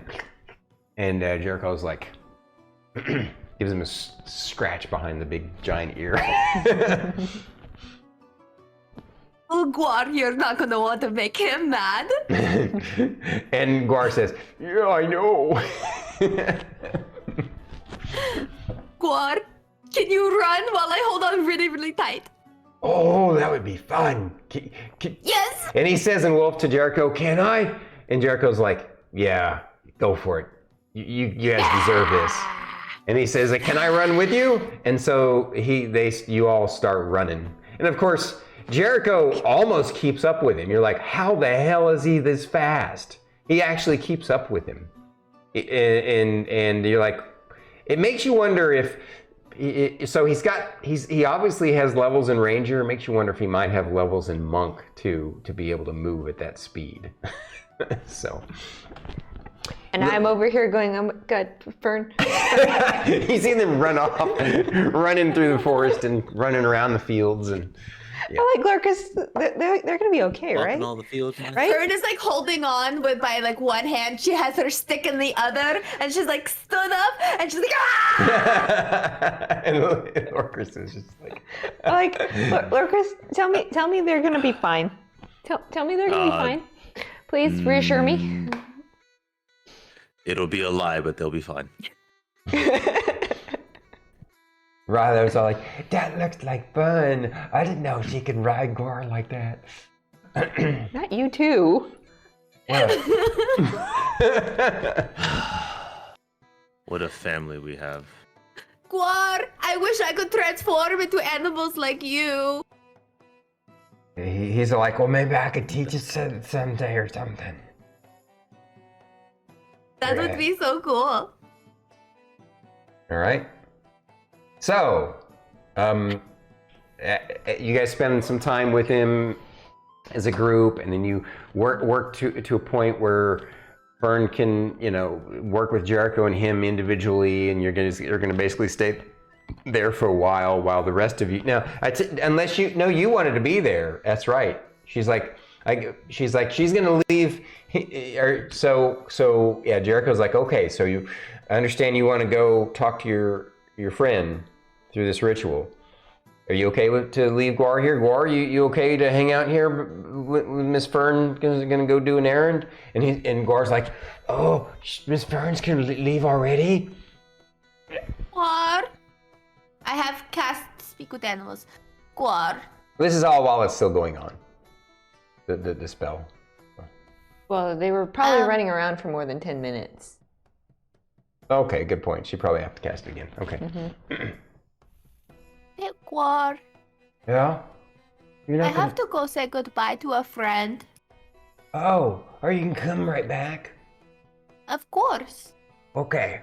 But I need you to keep an eye on. Okay. I'm kidding. You're being silly. I'll make sure that I'll keep an eye on him. I don't know what that means, but okay. I don't know why he's sounding like Rylar there. I'll make sure to take care of it. You have to stare at him and not break eye contact the whole time. And I'm sure Jericho's like, You know I can understand you, right? And Jericho's like, I see him do that. I'm like, oh, she must have said something, huh? When does she not? So, but when I come back, I'm probably gonna need lots of snuggles, okay? Guar's like, whoa, okay. Well, I got no problem with that. And then he rubs on you and stuff. Okay, well, while we're gone, you'll also like pee on some trees and stuff, okay? Okay. Okay. So this is a perfect opportunity to take an intermission so we can pee and get some snacks. And then when we come Speaking back, of pee, we'll have the ritual speak with Frederick moment. okay, first off, I want to say really quick before we go anywhere, Uh-huh. it was Harry Shenanigans in chat that was the one that said rehabilitation. Oh, Because I did sneak a peek over there. all right. to see. Thank you, Harry Shenanigans. Appreciate you for... Harry Shenanigans I don't know why helps. my brain had failed me. Yes, there you are. Rehabilitation. You're awesome. Thank you, brother. Thank you for the follow. Uh-huh. Thank you for the Brother, gifted follow. subs, Yeah, oh my goblets gosh. and warlocks. Yeah, you guys are amazing. Arigato gozaimasu. 2 days in a row, goblets and warlocks. Hello, sir. Yeah, that's right on. So let's go to... Hey, Banana Tom. I just realized Hey, we didn't Spud. use the really cool new dual cam the whole time. We just used the regular RP cam. Oh well. It's okay. Fine. We're fine. For the next part of it, since it's more intimate, the RP cam will make more sense, right? Oh, it's Yeah. Viper's here too. Okay. Oh hell yeah, I'll be right Spiper! back. We got the whole crew to here. OG Blaze was still here. That's awesome. You guys are awesome. All right, so make sure you guys hydrate Tom, by the too, way. and stretchinate and urinate. And I interrupted. I'm sorry, Fern, Druid. What'd you say? Yeah, she took off. Okay, she took off her. Yeah. All right. I'm gonna go first. Okay. Feel free to break though if you need to. Yeah.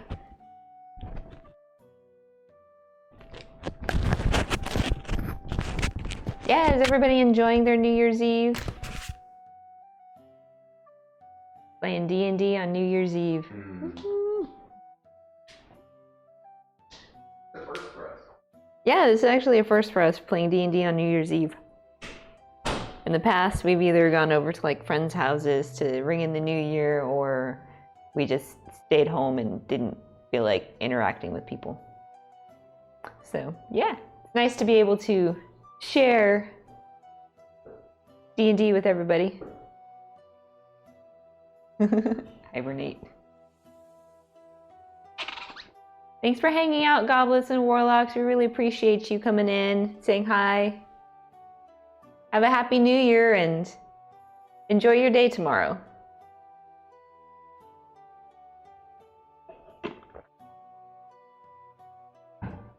Ah, the missus went out, Banana Tom. How is Elden Ring going so far?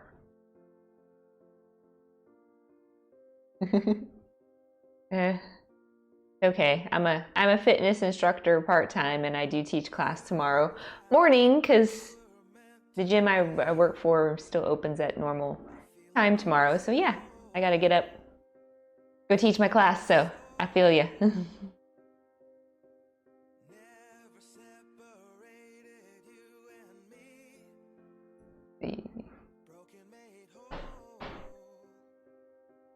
Well, that's good. Have you been doing a lot of grinding off stream, Banana Tom?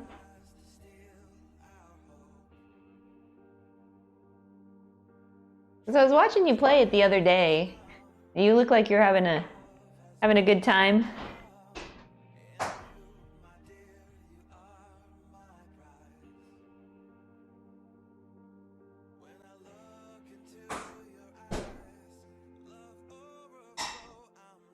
Hey, Happy New Year to you too, Spud.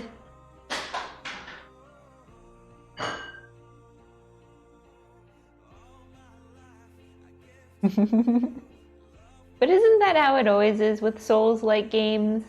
I mean, I've never played one myself, but growing up with two brothers, I did watch I did watch one of my older brother play through, like, I think it was the first Dark Souls game. And when he explained to me the concept of the game, I was like, how can you do this same thing over and over and over again? And I remember him telling me, he's like, that's the way video games were for us growing up. And then I started thinking back to all the games that we'd played growing up before save points became a thing in video games. You died halfway through the level, you start right back at the beginning, right? Yeah. Oh, thank you. He brought me grapes. So, yeah.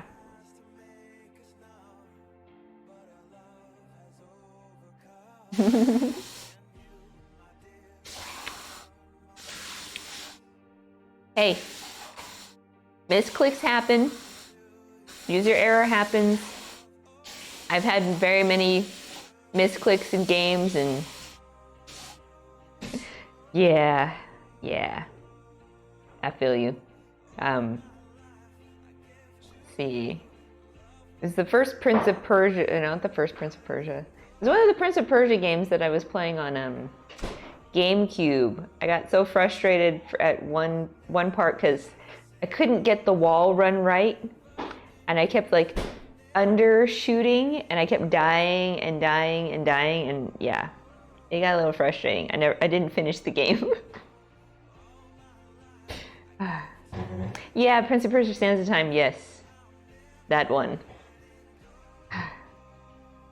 Yeah, it's definitely an interesting game. I don't know how many times I've had to use the sand to rewind because I'm like, oh crap. Oh, you know that section I'm talking about? Yeah. Hey, Banana Tom, Tater Lord is here too.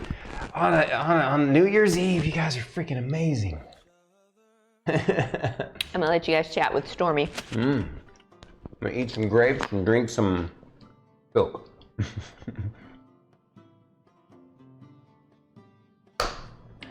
Man, so it's actually been in the new year for you for a few hours, Banana Tom, hasn't it?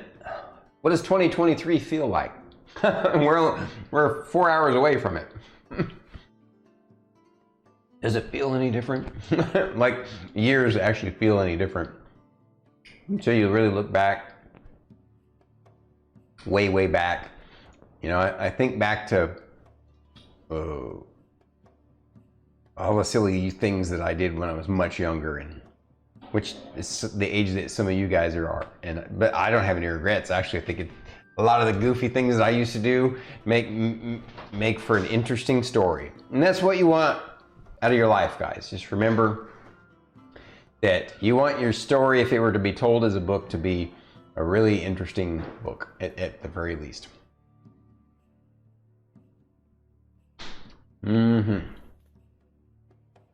Yummy grapes. We get Amazon or something? Yep. Yeah. Oh, my new, I got new headphones, so I run into the they die really quickly thing now. You got new headphones so they die more quickly now? So they won't. Are they working better then? They just arrived, so I'm still on my old ones, and I charged them today. But I got new headphones. Will they fit with your ears? Yes. So they're like a little earpiece kind? Yeah. I gotta say, I applaud both Fate and Starkitty, because you guys can wear headphones for many hours at a time, and I can't. My ears, it really bugs my ears. The over the ear kind. That's what I use when I use headphones. I prefer the over the ear, but man, my ears start to hurt. Yeah. I mean, these are actually really comfortable. The most uncomfortable thing is actually my glasses. But no, I'm with you. It gets pretty toasty in these things sometimes. Hell yeah! Blaze. was hoping the stream was going ahead. It's great going into the new year with you all. Agreed, OG Blaze, 100%. Yes. We discussed that last week and the week before. We were like, there's nothing we'd rather actually be doing, so why not bring in the new year doing the thing that we love most? So. Yeah. Hell yeah. Oh. Banana Tana, hope you're enjoying Elden Ring. Mm-hmm. You make me want to play it again. I forgot why you stopped. Well, I just so I was hitting a wall with Elden Ring, with its difficulty curve, and knowing myself well enough when it comes to like difficult things like that. Yeah, sometimes you just gotta know when to take a step back and focus on something else and come back to it, because it's pretty toasty. But it also makes me want to play the other Dark Souls titles before going back to Elden Ring. But we'll see.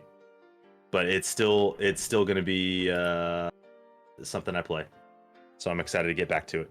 Heck yeah. Are you gonna be thieving the seas tomorrow? Yes, I am. Speaking of that, man, the fact that you and Ares and Dagoth were doing that together, really, watching you guys, really, I'm like super tempted to pick it up and join you guys. It's definitely one of those things where like it's a lot more fun with friends. Oh yeah. Unless you're really good at it. I would not want to play it by myself, I don't think. No, yeah, I can definitely see that.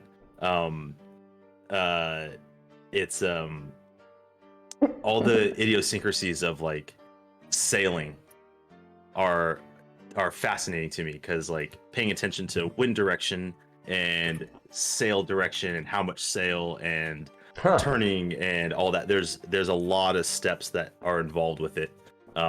Really? And I enjoy that aspect. Don't go crazy. So. Thank you. Yeah. Thank you. Oh yeah. Wow. So I think you'd like that. Got to vibe with the crew. Absolutely. Teamwork is key. Dagoth says it beautifully. Yeah. So, but Antom's saying there's a Hulk creation character out there for Elden Ring? So with Elden Ring, much like the rest of the Souls titles, has a really in-depth character creation process. Very much like Skyrim and Oblivion, where there's a lot of detail you can add into it, and it's that much more than what Skyrim can be. Just considering it's newer, right? There's so many cosplays. Like I've seen Kanye West. I've seen Hulk. I've seen Pennywise the Clown. Oh my god! Really? You could do so much. Yeah. You could do so much. I'm impressed. I remember watching Banana Tom make himself, and that is the closest I have ever seen to somebody actually representing themselves in game. I was blown away. Yeah, no, Banana Tom did a great job with his character creation. Very, very well done. Very well done. But yeah. Oh, you're gonna want to try and play Sea of Thieves too, there, Druid? How many of us can team up at the same time? 4. Oh, only 4 at a time? 4 in a crew. You can, if you do it right, you can get more people on the same server, and then you can create alliances so that you can still play with more people that are your friends, but you're not part of the same quote unquote crew, but you can be in an alliance. Like two ships that are working together. Yeah, you can do that with any other player ship out there, as long as you guys have both agreed to jump in an alliance, and then Right on. So it's pretty cool. We could also use it as like we could practice on each other. Yeah, absolutely. We can do that. Neato. If you hit your PC goal by the end of January. Yeah, if I hit my that'll be the motivation for chat. who torture me in Elden Ring. What's your goal by the end of Oh. January? For Elden Ring, I thought you were talking about Thieves. Oh, just being able to get the PC by the end of January. Oh, okay. Yeah, I thought you were talking about Sea of Thieves too. Yeah. He's talking about Elden Ring. Yeah, that's Yeah. because OG Blaze said # want to see Druid do Elden Ring. Oh.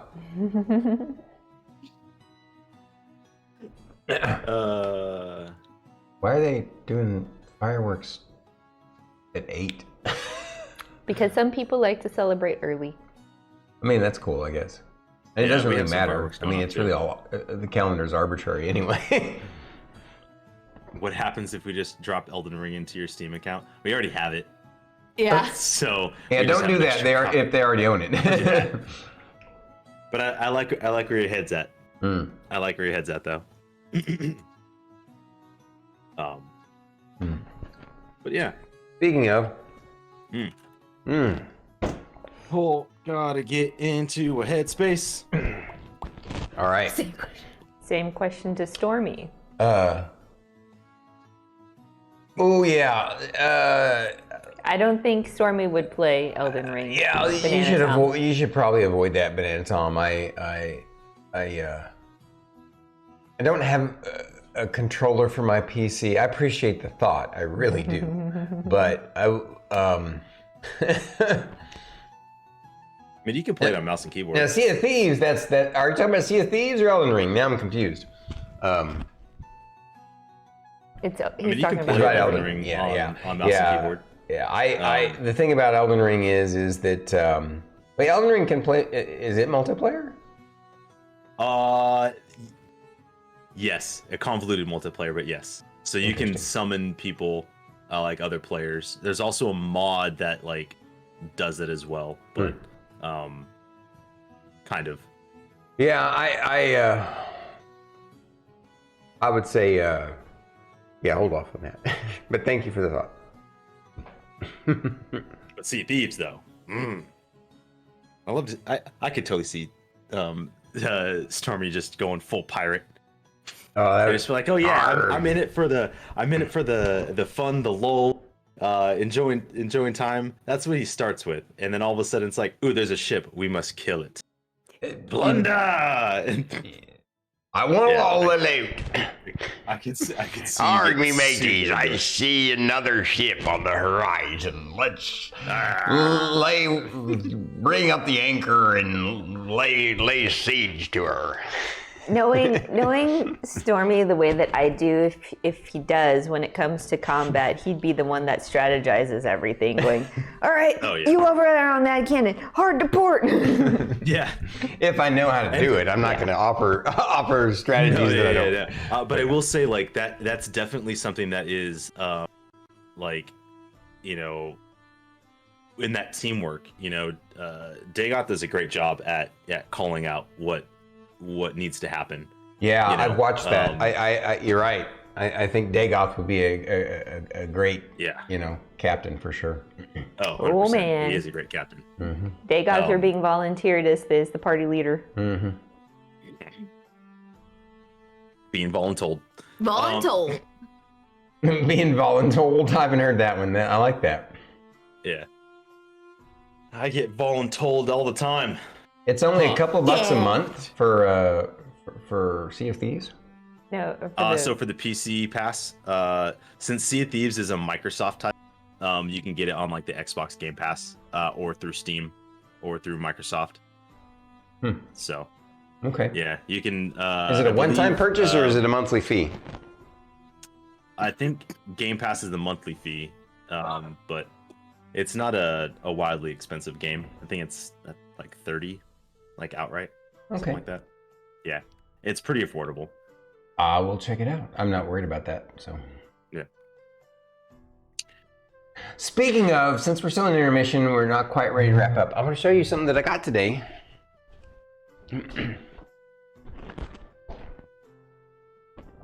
Now I have the Weller Man stuck in my head.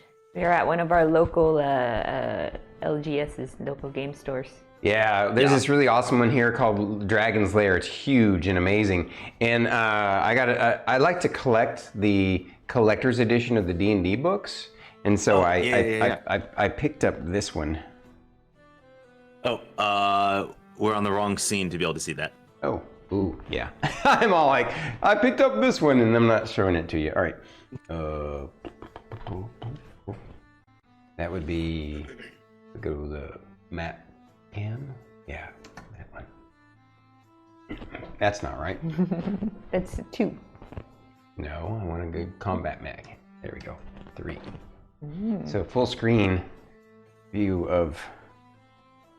Yes, there is a shop called Dragon's Lair. They sell board Look at games, that. they sell comic books, that's hot. manga, trading card games. They have a play area where you can play all your different trading card games or Warhammer, any minis games as well. And yeah, it's just a cool place with a cool vibe. And they have store cats that run around the store. Yes. They did? Yeah, they I still didn't do. even know that. Oh, I saw 2 of them today. That's amazing. Did you go pet them? Well, I was starting to walk up to one and then just took off, and I was like, darn. I wanted to pet the cat, but yes, Drew, they let cats run around the That's store. amazing. Stormy, that is a rad collector's edition cover. Yeah, I agree. That's pretty cool. As soon as I saw it, I was like, I gotta have it.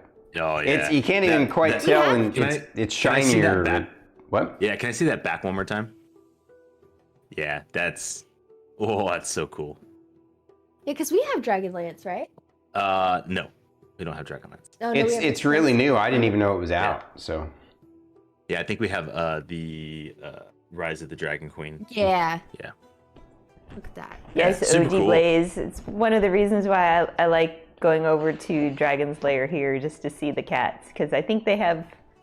I know there's at least 2, might be 3 store cats that just hang out in the store all day. Yeah, we have a game OG store local to us, and they have a bar downstairs. Mm-hmm. And Full bar. they have a full bar, and they sell like health potions and stamina potions and Oh, like that's mixed awesome. drinks. Yeah, there's a place here locally called Emerald Tavern that's you can go and game there. Of course, they sell D&D stuff, they sell Magic stuff, they sell board games, and then they are a bar and a restaurant. So you can, well, I should say tavern. They're literally like a tavern. Yeah. And You can order food, drinks, Yeah. coffee, tea. Yeah, same vibe. Same Very vibe. cool, very Super cool. So OG Blaze, is it a playbook? Yeah, it's technically a campaign. It's a campaign book. I don't necessarily use the like if I ever create a world, I use elements from some of those books that I own. So Dragonlance is its own campaign world. Right. There are writers who have written books specifically for within the Dragonlance universe. Yeah, you basically, you know how like Forgotten Realms is a famous D&D world. Greyhawk is a famous D&D world. Dark Sun is a famous D&D world. Ravenloft is a famous D&D world. Dragonlance is also a famous D&D world, and yeah, they're just campaign worlds, and so that's what that book is. My campaign world, Isles in the Mist, is my own one. I always craft my own. It's just my thing that I do. But I use the elements that I find in those other books. So yeah. Oh, back to this one. Big screen. But yeah, Dragon's Lair is one of our favorite like local game stores to go visit. Nice. I like it. Yeah, if you I can like it a find some lot. folks to play with OG Blaze, absolutely. Yeah, that's we highly recommend it. It's a great hobby. Once I've completed my current project for drawing, I want to look into D&D map creation. I highly recommend. I mean, you can obviously just do it manually on paper if you want or whatever, but I use Wonderdraft. I'm a huge fan of that piece of software. It's inexpensive, one-time fee, has a lot of assets that you can add to it. Now, I think you can buy, like there's a lot of assets that you have to buy to add to it, but they're not expensive. So, but Wonderdraft is how I made, is it this one? Wonderdraft is how I made that map. And actually all the maps that I make is from Wonderdraft. It's so easy it doesn't take me very long either. Like when I created this, I think I created this in a couple hours. So, Nice. obviously, I spent quite a bit more time on that one, but I'd say I think I knocked it out in an afternoon and evening. So. Yeah, I remember when Stormy was creating this map, like I still work from home, and I came out here and Stormy's like, don't look, and I'm like, don't look at what? That's funny. Yeah. Thank you for saying so, G-Blaze. No, I made that in WonderDraft. I mean, it is an image you can download if you know, but yeah, no, I created it. So, thank you. Yeah, I even have some other maps from other campaigns I'll have to show off sometime that are pretty cool. I have a city, this really neat city map that I made for one of the cities that you guys used to play in. Oh. But, anywho. All right. So, I guess intermission's done. So let's jump back into the role play, guys. Thank you all for joining us this evening for the intermission and for the show. We're gonna stick it out for quite a while longer. There's still more role play to go, more story, more character development.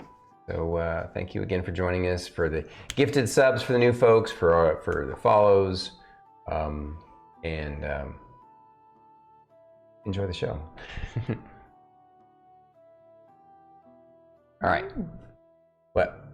Oh, I was just reading Banana Tom's last comment. Oh, what was it? Goblets, who was in earlier, has a new player section in there. Okay, cool. Right on. All right. Oh, so here we are. Oh my gosh, my neck is happy now. Hope you guys didn't hear that. I heard it. You did? I heard that neck crack. All right. Made me cringe just a little. It's not 100%. All the time. All the time. I don't know. For some reason, the sound of like bones cracking, it just. Do you know there are ASMR YouTube channels of chiropractic? For some reason, people enjoy that. I mean, to each their own. It guess, makes yeah. me cringe. I don't know why. It's just like some people cringe at the thought of fingernails down a chalkboard, but Ugh. I used to actually go do that to people to freak them out because it doesn't bother me. Ugh. you were one of those. For me, it's I the love sound them. of people chewing on ice. Oh wow, I used to be an ice chewer until I figured out that it's not good for you. So yeah, I don't anymore. Ugh. I still do occasionally if there's ice. If I go to a place and I get a drink, get some water and they already put ice in it or something, then I'll chew on ice a little bit. He does. Not that much. All right. So where were we? You guys Frederick. finished up briefly with Guar and Jericho, and are making your way to the sanctuary area of the Hospitice, where they have a back room of adventure. Some of all the bodies. They have a cleric who I forgot. Like the spell, how long does it last? That spell that you can cast, that a cleric can cast to preserve the body. Oh, Gentle repose? that would be Gentle repose. How long? is it? gentle repose. It's 10 days. 10 days. So yeah. So they have somebody on staff who just refreshes it for some adventurers who die in the field, right? And it takes some time for arrangements to be made for their body to be taken to relatives on the homeland or anything like on the mainland, anything like that. So there is a place for them, and you guys go into it's sort of like I guess basically it would be like a mortuary or a morgue, right? Yeah. So what? As we're walking in there, Mhm. Fern is just gonna grab onto Emmylynn's hand. Mm. Are you all right, Fern?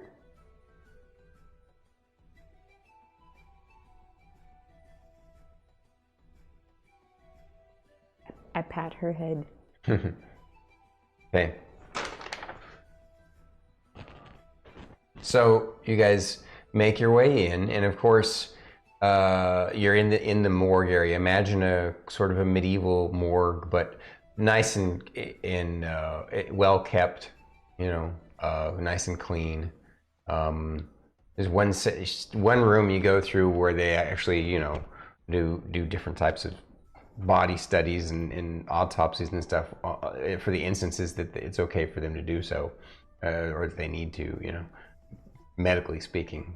But then there's an area in the back where currently they are storing 5 bodies, one of them being Frederick's, and his has a special tag on the it's like a little, it's kept colder in here because you basically have to go down some stairs, and so it's underground, and so it's cooler in here, and but the gentle repose spell pretty much does what it needs to. And the other party members of Crystal Hedge are there waiting for you guys. They knew the deal, and Fulcrum says, "Greetings, comrades. Good to see you all." And he looks at Lorkris and says, "I think it's very meaningful that you offered to do this. Now, obviously, the Hospitice have staff on hand who could have done this, and there's a schedule for that kind of thing.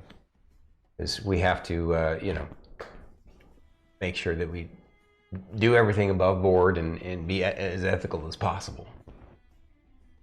But because you all are fellow adventurers and friends of ours, they're kind of making an exception in this instance, because his family, it's going to take some time for his family to be, make any decisions about his body or not, right?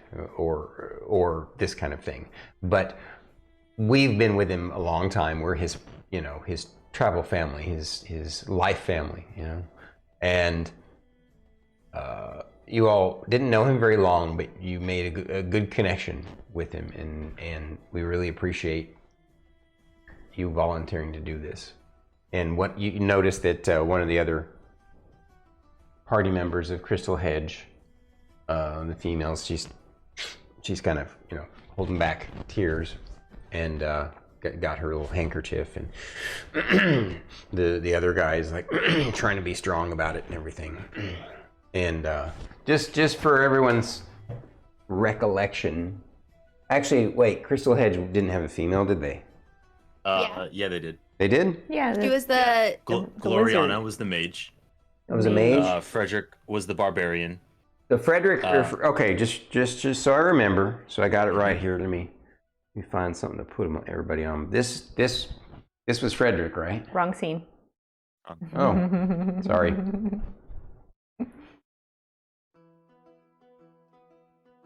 Okay, this was Frederick, right? Yes. Yeah. Yeah, that's Frederick. And was it this one that was Fulcrum? Yes. Okay. Because he was the ranger. So The mage was Gloriana. you remember And what she looked like? Was it? I do not. Unfortunately. Because I got them mixed up by accident the other day. Was it this one? Could be. That could probably be That was the other. Denna Roomqueen. Okay. Denna Because- is Priest of Tyr. Yeah. Oh, right. What Yeah. about this one? What happened is that my figurines got accidentally mixed up. No. Was it that one? Yeah, that's her. That's her? That's what you guys remember? That's Gloriana. Okay. So this was, and then who was the other one? She was a tiefling cleric, correct? The fourth one? I did not put down what race they were, just names and what they are. So I it might was a have. tiefling cleric? Yeah, female. It's a female, correct? It's two males, two Yes. females on the team? Yeah. Yeah.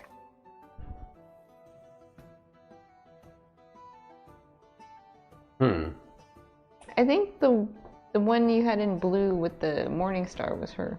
Oh, okay.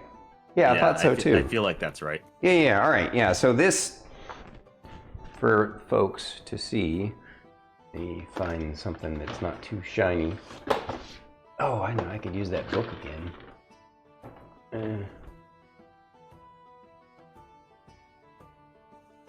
Yeah, this is fine.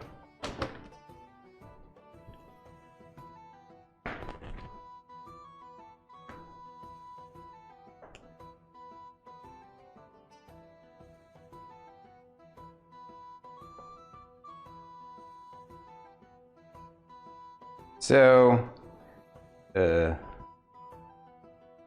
that's the team that, this is Frederick, the guy who died in battle.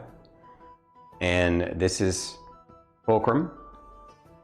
And this is, what'd you say her name was?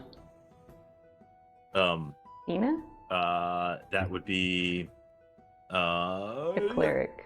Dina Runecord. Yeah, and this was Gloriana. Gloriana. All right, yeah. So obviously, he's the one that's on the slab, and these are the folks meeting you all. And yeah, the cleric lady, she's the one trying to be tough about it. The mage is the one that's having a hard time with it. And of course, Fulcrum, he's the most experienced, as the party leader, he's the most experienced of the bunch. I'm just gonna leave this in here. And I'll leave you guys here too.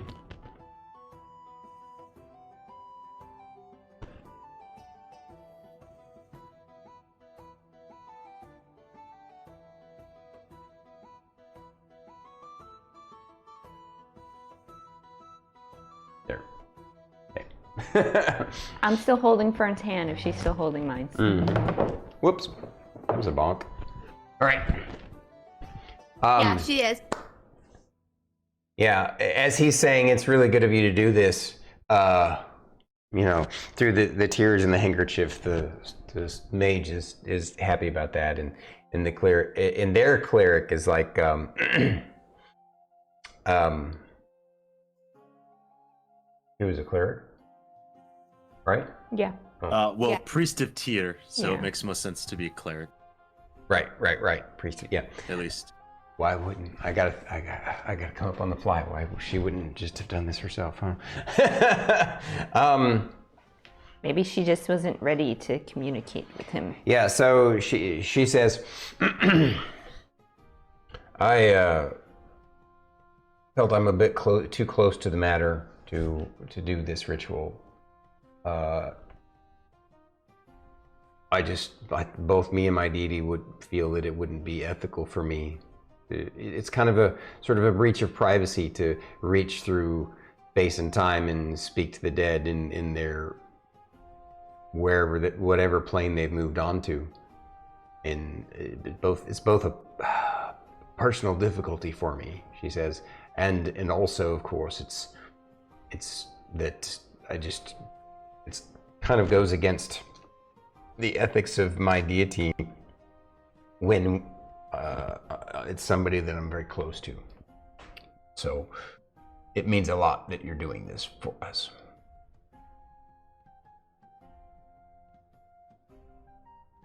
And Fulcrum comes over and says, Fern, we know that you were of your group, you were very close with Frederick.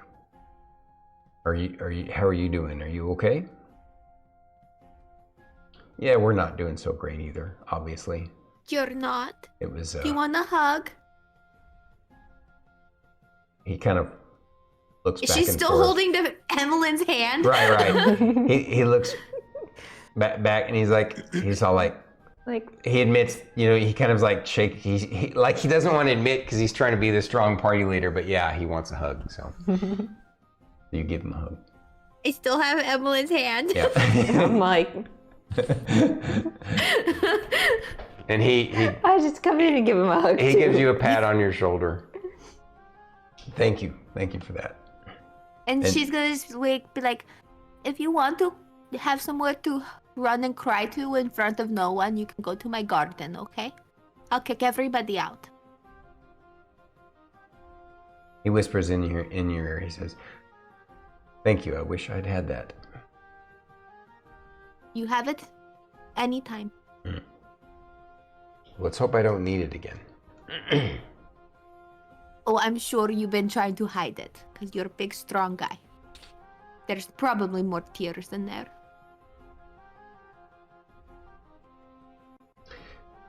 Well, shall we?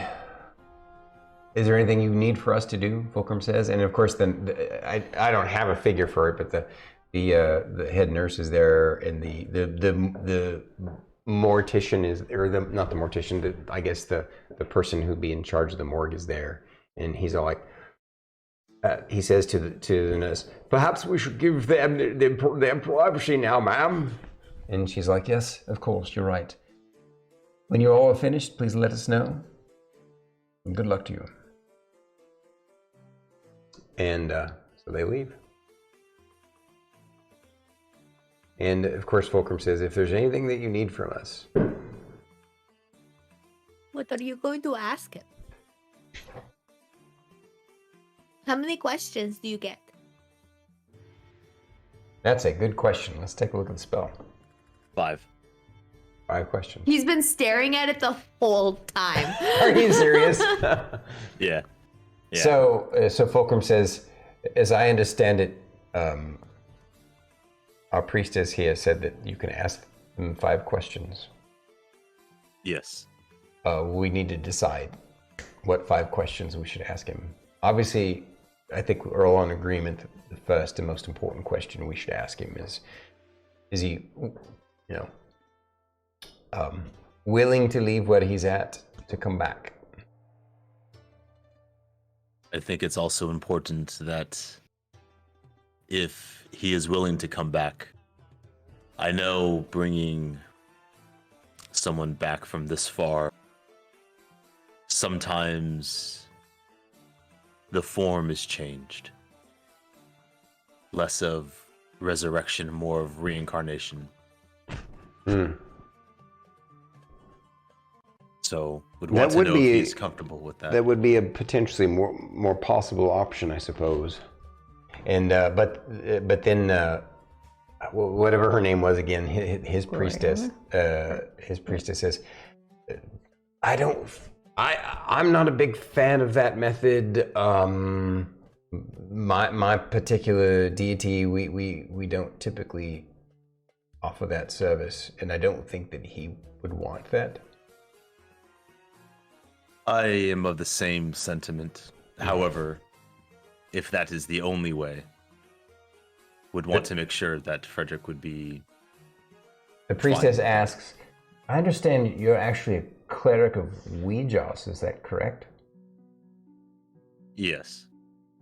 So, I also thought you were a paladin of Melora. Yes. Okay. That's fascinating. It is quite strange. From what I know of Ouijos, she is very jealous and protective of the people that she shepherds through her plane of existence to their final resting place. So I would not know. You would not know? She scoffs at me. She says, your god scoffs at you? It is a tense understanding.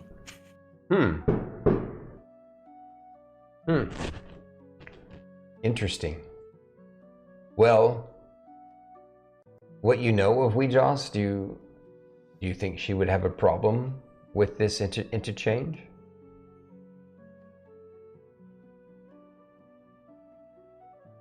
And then the wizard lady, she says, yeah, we don't want to get you in trouble with your deity. I do not know. I believe she may at least understand why she might not put up too much of a fuss.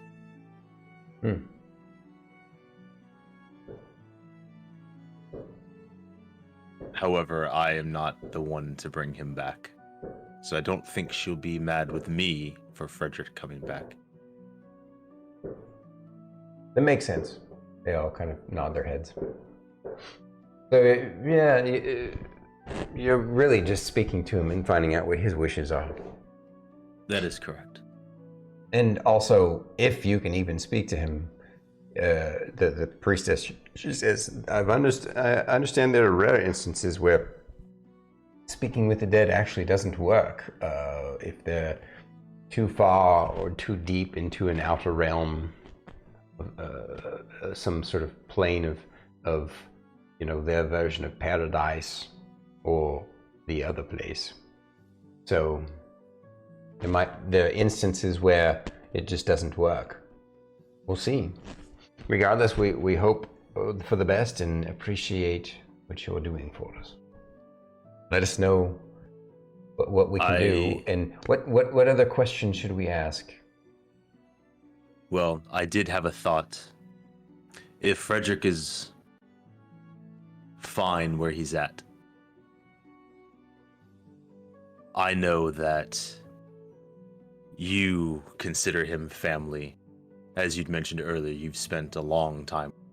And whether or not he'd want to be buried in his homeland or buried here with his found family.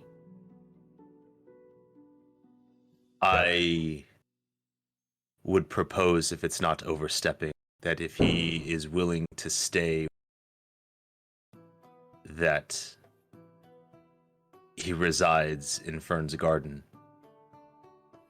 They look at each other, and they look at you, and they realize what a very generous offer that is. Nobody could ever disturb him there. It has become protected, as I'm sure you understand. And Fulcrum says, well, they've made it a heritage site? I believe that is There, the case. nobody's allowed to work on it but me. Yep.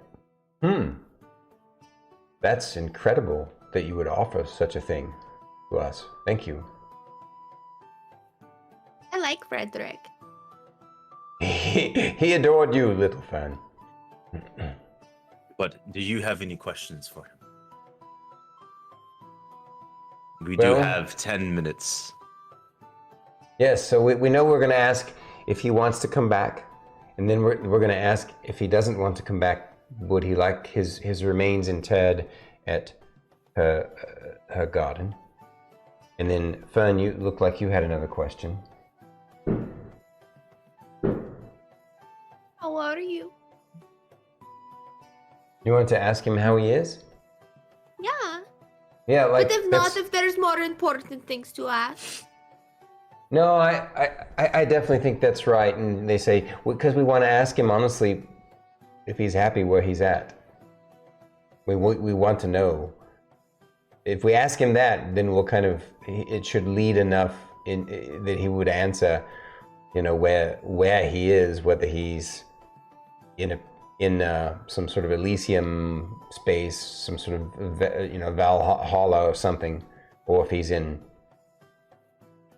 another place, in which case, we would want to know that, I suppose. And so we're going to ask him those three questions, and then the mage speaks up, and she says, "Ask him if I want to ask him if he would still want to go walking by that lake together the way he spoke of." Oh, And they all kind of look at her like, oh. Can you write that down? You okay? Yeah, I just want to write it down so we don't forget. Oh, right. Yeah. And they kind of look at her a little bit shocked. And she kind of shrugs, clutching her handkerchief, sniffling. And they all nod their head, look at you and nod their head. Anything else? That's how many is that? The 4 questions now? It's 4. Yeah. Fulcrum. I know we can't share sentiments with him. They cannot gain new knowledge. But is there anything you wish to know?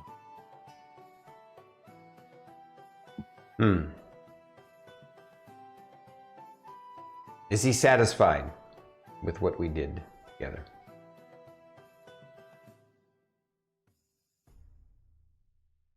A grand question. I'll write it cleaner. No, thank you. If I remember correctly, his accent was like a Swedish one, wasn't it? Frederick? I thought it was Scottish. It was like Oh, was No. it? Was it that Scottish? gruffy, yeah. Yeah, it was gruff. It was like Jocko, but like gruffy and jolly. Okay, all That's right, all I okay, remember. all right. Never Yeah, he mind. had For some that reason, same maybe I'm kind thinking of- of a different NPC. But yeah, Yeah, okay. you're thinking of like Grom or Okay. something. All right, I'm glad that we asked that, so I didn't muck it up. It's kind of fitting that I put all those figures on that board. That's basically, if I brought it all like- out, what it is like it's like a galaxy on a star map. I was gonna say it looks very astral, Mhm. like an astral plane. Yeah. Yeah, I like it. So it's, how are you? Do you want to come back? Do you want to come back as yourself? I think the how are you was more specific. They wanted to ask, Okay. are you? Was it? I think it was. Are you happy Yeah. where you're at? Okay.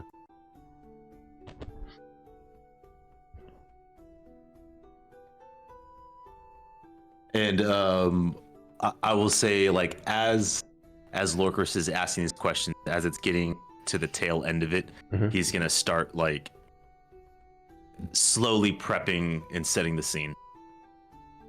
I know mechanically it just takes one action, but Right. No, I gotcha. Yeah. yeah. It was the mage. About the Yeah, what's the walking. mage's name? The mage was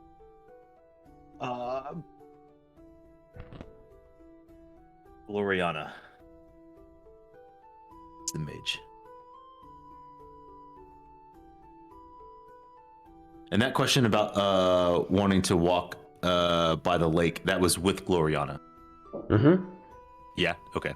Just making sure Fate understands that question. There you go. Oh. Okay. Yeah, so Lorkris is gonna... It's like, okay. Fern So- is gonna grab. Well, go ahead. Fern is still holding Emmilyn's hand, Uh-huh. and she's Well- gonna drag Emillynn with her over to Gloriana Uh-huh. and grab Gloriana's hand, and then Okay. she's gonna look at how she ran out of hand because she wants to also like. All And right, she, but like, everybody takes the uses- lead on this since you're doing that, and everybody starts holding hands, except for Lorkris. That you guys all hold hands around him, and Lorkris will be at the head, and it's going to be kind of like a séance in a way. And then Rylar, he's all like, "Is this going to be spooky?"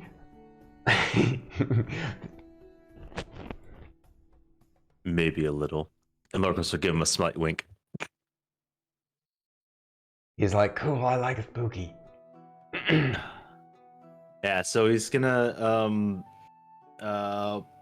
pull out some incense, and kind of like not really adorn the place, but kind of like set up the space. One of the pieces of incense, he's going to snuff it out to create some soot and create the symbol of Melora on Frederick's forehead, and Symbol relight of it. Melora? Mm-hmm. Okay. Lorkris is set in his ways. This is very, all his ritual stuff is everything he does is, Okay. despite how much he knows that it's not correct. Mm-hmm. We just Yeah. probably gonna be like, Yeah. No, it's fine. And this is why she grumbles with you. Probably. And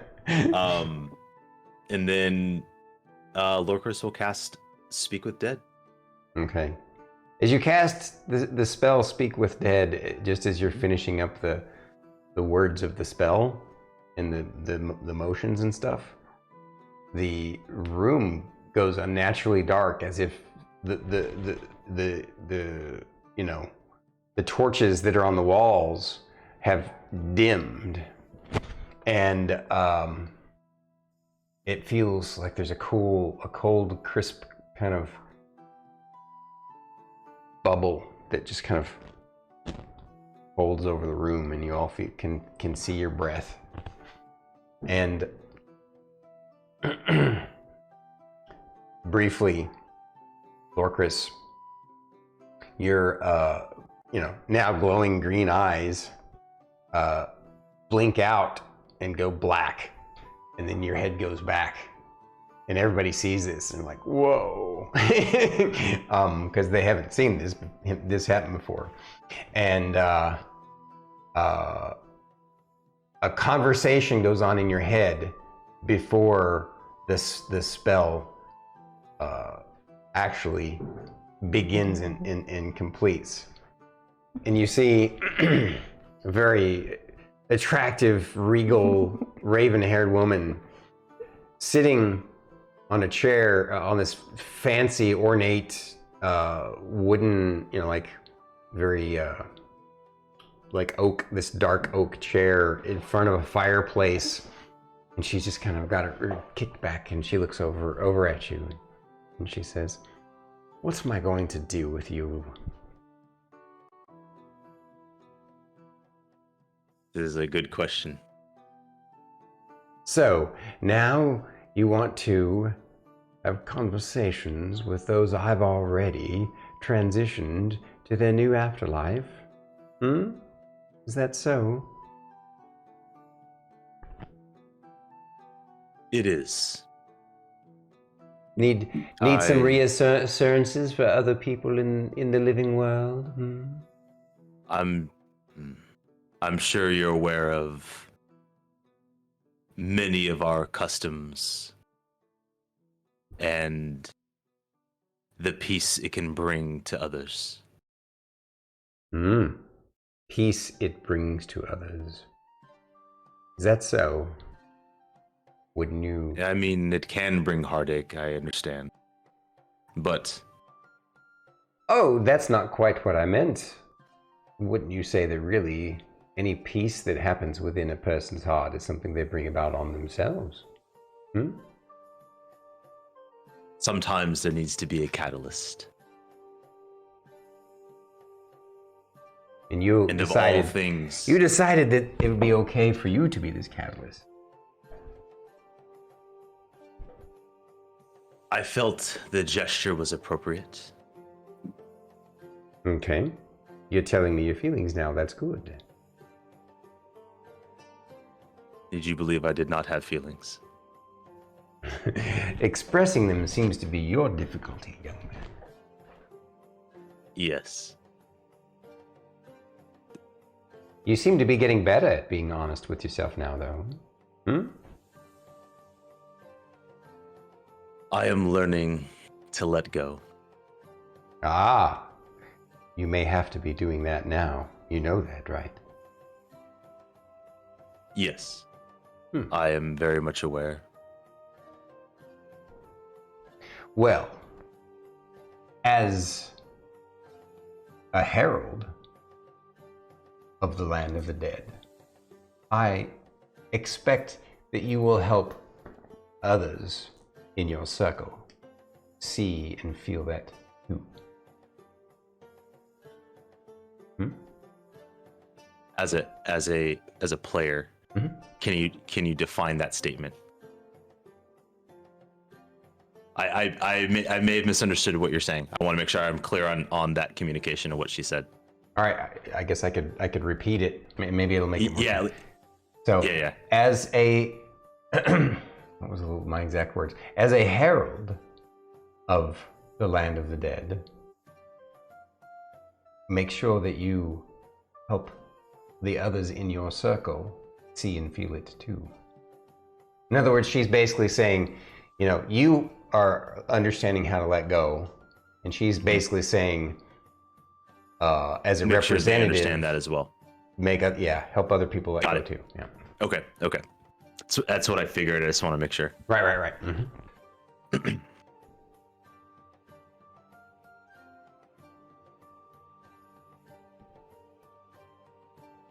I will do what I can. People are stubborn. As you clearly see. Yes, it's quite obvious. Very well. Have your little conversation. And then it fades to dark. And now your eyes go white like Fern's, strangely enough. Really similar anyway. They're just like, they went from black, now they're just white. And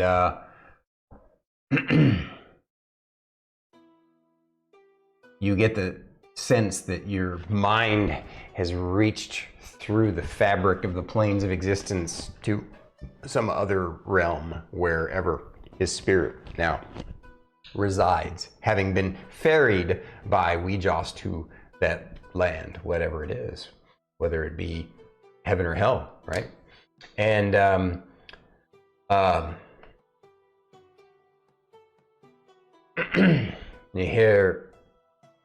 you hear the sound as you kind of zone in, as your mind, you don't see anything, you just perceive that you're getting closer, even though it's just darkness. You perceive that your mind is getting closer. And as you zero in on that space, you can start to hear the sound of laughter and drinking and chatter. And then suddenly the familiar voice of Frederick says, What you yelling, lad? What are we up to here? I'm not expecting to see you here. I'm in the halls of it. Hold up. Hello, friend. Hello to you. Why are you disembodied voice? You're not dead too, are you? No. How are you, my friend? Oh, I'm living it up the best that I can. It's a wonderful place to be, for sure. It is good to hear. I have a few questions for you, if you do not mind. For an old friend? Of course I don't. So out of character. Yes. What? That was not a question. That was a statement. Well, you've asked him one question phrased already. as a question. So, if you don't mind, question mark. Do you We'll say that's part of the ritual. Like What's the that? first part of the ritual to get them to come speak. Because I'm doing it a little bit different than what's in the book. In the book, you're the only one speaking with the dead, right? I think I'm going to make it such that what's happening is this is a seance. So when you're speaking with him, you can't really get into a conversation. The main thing you can do though is interact with him and say, "Hey, you willing to come have a seance and answer 5 questions?" And if they are willing and able, then that's when you connect and they come and you get to ask the questions, but he'll answer it so that everybody can hear his voice. Oh. That's the way I'm doing it. May not be the way Got the spell says it in the book. Okay. Maybe it's because the way that you do is different too, because you are kind of an unusual and unique cleric. Well, unique is a bit strong, but you're an unusual. There aren't too many clerics of Weejaws in the world. Yeah.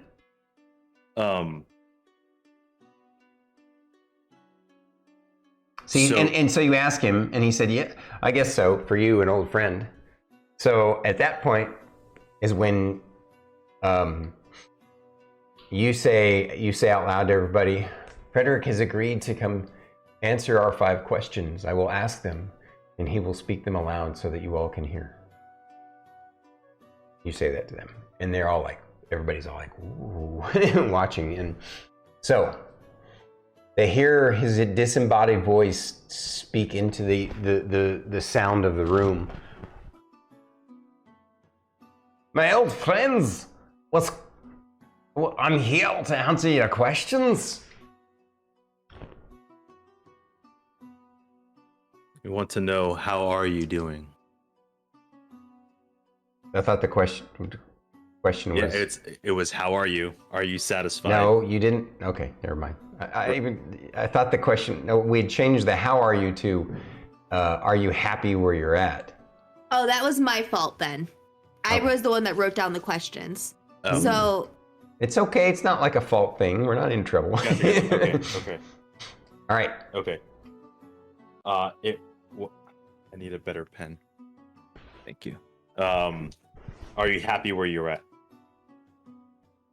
Yes. Now I'm lost. Now I'm lost with the questions. yeah, now I don't know where that. So Now I don't know what the 5th that question is the replacement for "how are you?" So then all the rest of the questions should be the same. Okay, but so then I only knew 4 then. Yeah, because one of them is, do you want to come back? And if that's a yes, then it leads to one other question. No, it leads to a different one. So we have one technical floating question. Okay. Oh, duh, the garden. Okay, we're good. No. Yeah, so Sorry, like I'll figure it out. yeah. No worries. All right. So they all hear his voice.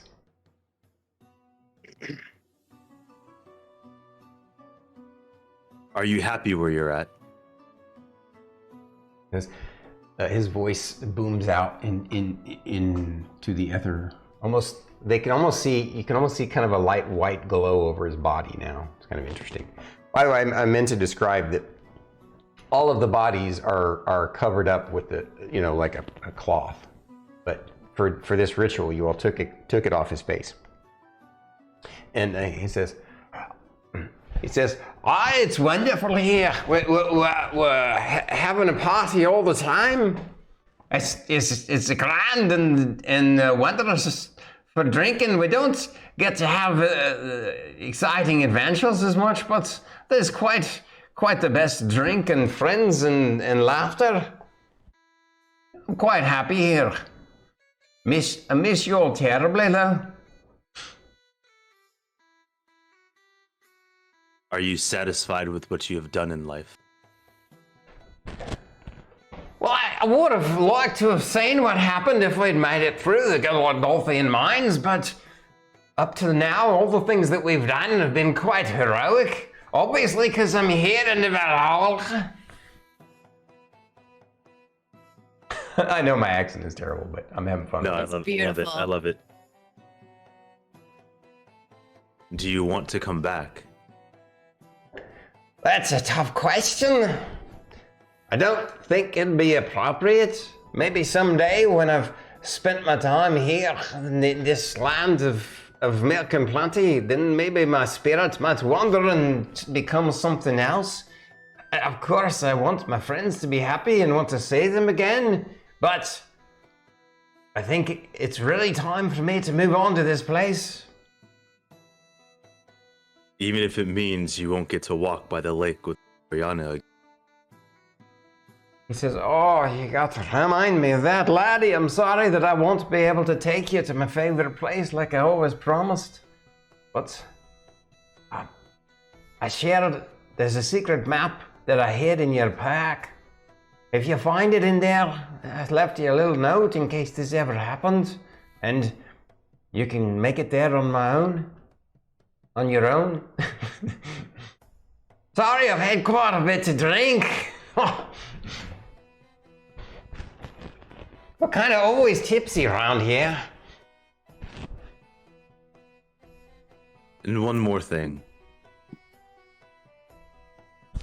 Would you prefer to be laid to rest in your homeland? Or in Fern's garden? Well, that's an interesting proposition. Fern's such a wonderful little lass. And her garden is beautiful. Well, but there on the island, it makes me worry that someday that my remains might be disturbed by adventurers in that sport.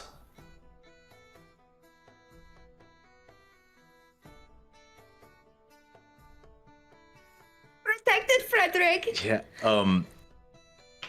So I don't know how you want to play this. Technically, with the spell, they can't learn new information, so we can't grasp that it's hollowed, protected ground unless you allow it. He says, as long as I can imagine that that's not going to happen, and I know that Fern will always take care of it, then, to be honest, it would be better there than back in my homeland. I think there's no reason to take my bones to that drafty old island.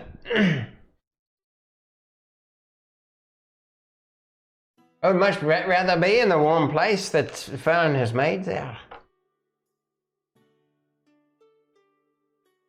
But it's up to you all. They're just some dry old bones. Do what you wish. I'll drink to your health and my own. Thank you, my friend. May you be at peace. Thank you. You as well. And as the spell closes, Lorkris will forehead to forehead. Like almost like praying, bowing into his to Frederick's forehead. Oh, the body? Huh? The body? Yeah. Okay.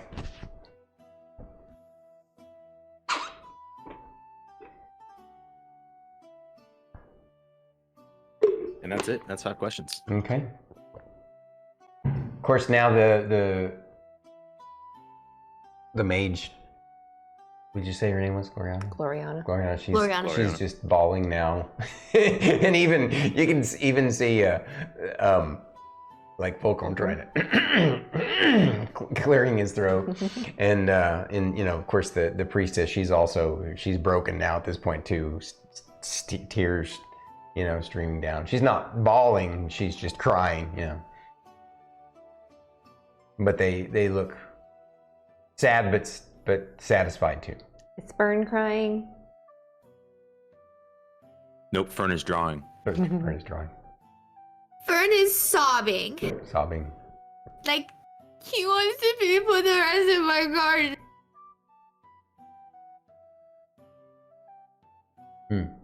I'm hugging Fern. They're there. She's still holding my hand. Oh yeah, never stopped. Well, you guys are all. There's so much sweat in your palms.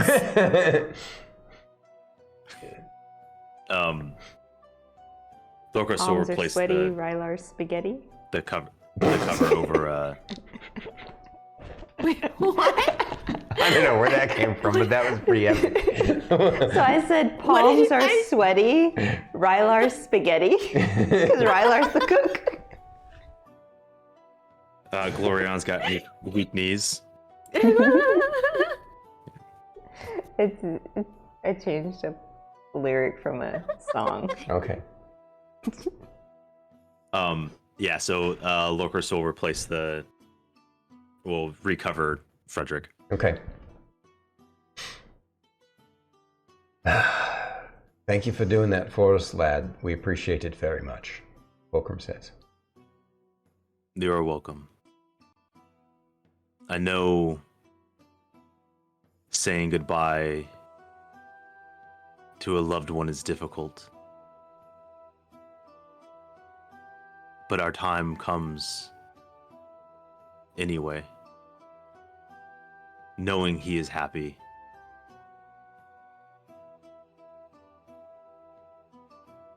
Letting go is the right thing. They all kind of nod, except for Gloriana, who's still just sobbing now. Just know, do not blame yourself. as far as I know, and I'll look at the priest. Priestess? Yeah, the priestess. Right. Denna. Yeah, Denna, the priestess here. Oh, right. Mhm. To know that he is in the halls of Valhalla must be exciting. He's like, he's done well for himself. Not surprising. He was a great man. He is a great man. If Fern is sobbing, I'm gonna be like, I'm sure Fern would be fine with this, but you three can visit anytime. Yeah. You just can't do anything, or there's gonna be magic that is like, don't do that. So you could just come and like hang out and stuff. I even already put a statue of Tyr in my garden.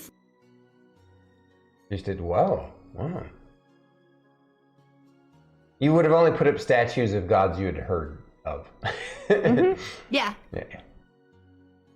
Of course, they're your own kind of hodgepodge making of them. But I love that. It's so not right. They're so ugly. They're so ugly. But that's what makes them beautiful. Yeah. Now, what you're about to say? Yeah. When it comes time, I imagine in a few days, to lay him to rest. If you would like your own privacy, I understand. But again, I'll offer I can perform the ceremony. They kind of look at Dina. Was it Dina? Yeah.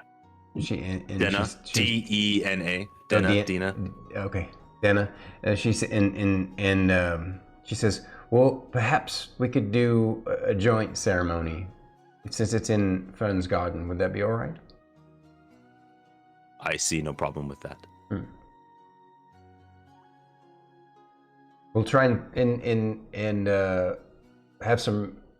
We'll have a conversation about it once we're able to do so, and then we'll send a runner over to let you guys know and trying to arrange the good day and time. Want us back in the mines soon, okay? What was that Fulcrum said? We're expected back at the mines soon. When were you supposed to head out? In about a week. Well, no, it's already 5 days. It's you had 7 days here, you know, and it's already been 3, so you have another 4 days before you have to leave. We have 4 days before we have to leave. Oh, okay. He's all like, we would definitely probably do it in the next couple of days. So. Just let us know. Fern, I'm sure, will want to prepare something special. So they thank you all again, and you all leave the room and head back.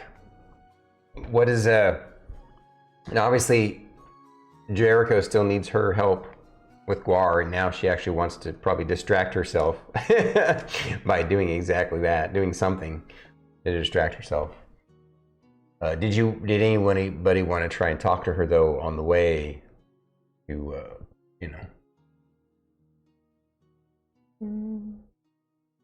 Fern, are you still sobbing? She stopped sobbing. Okay. She's coping now?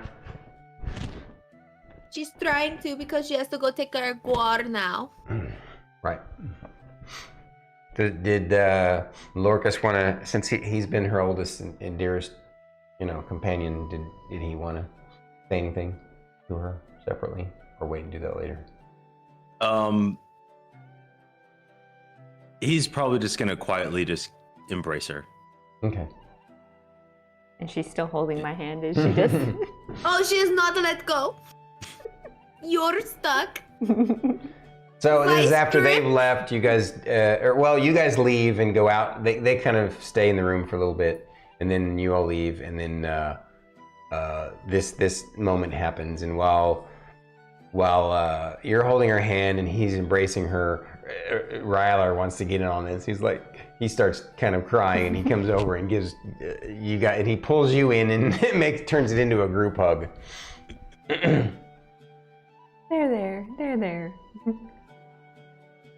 I'm going to myth him too, Myth Fern. He sounds really happy now. Mm-hmm. Yeah.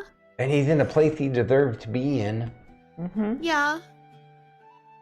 I think it would be really, really cool to be able to just be like, talk to him like how there's the ghost in the tower that we're friends with now, you know. Well, yeah, I but know that that's not guy the hasn't good thing moved to on. do. He's lucky he's not insane. It's a good thing that he's not a ghost. I know.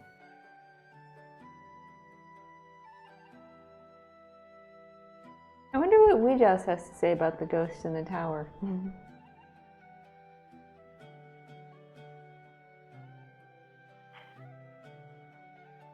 Probably best not to ask. She was quite curious as to why I wanted to speak to Frederick. Oh, is that why your eyes went black? Because your eyes went black and then they went white. My Of course, eyes were green. when the ritual's over, your eyes went back to the glowing green LEDs. Yeah. Yeah, it He's was very, very green. very strange to see your eyes just go black. My eyes are green. Yeah, but your eyes went black. Yes, they went black when you were performing the Probably ritual. when you were getting your butt chewed out by Ouija. I.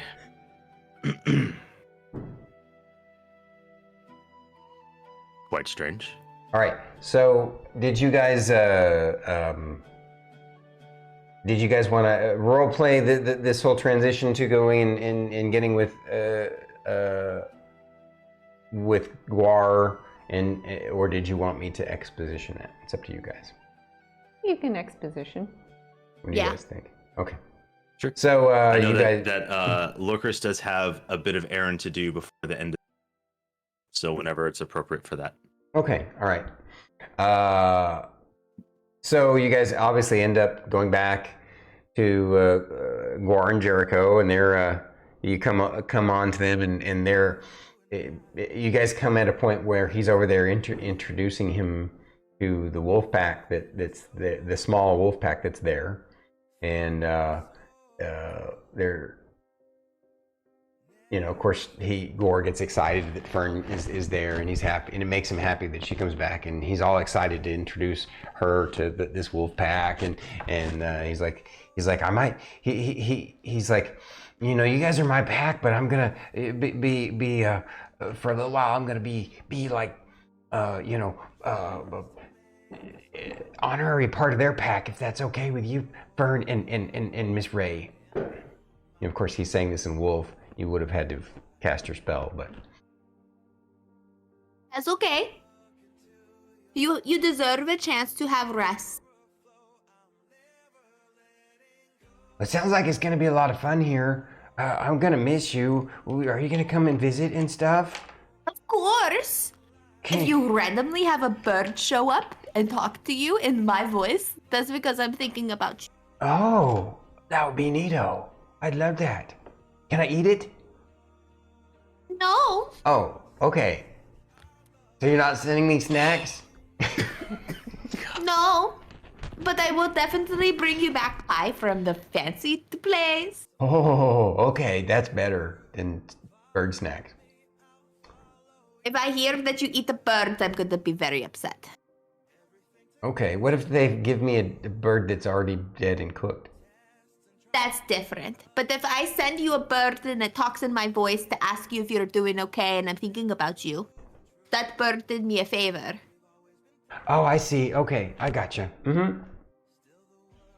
He's all like, so, but Jericho said you're gonna spend time with us throughout today. Is that right? Did you get Yeah. to say goodbye to your friend? Yeah. Well, that's a good thing, I guess. Let's go play now. Yeah. Make Okay. me feel better.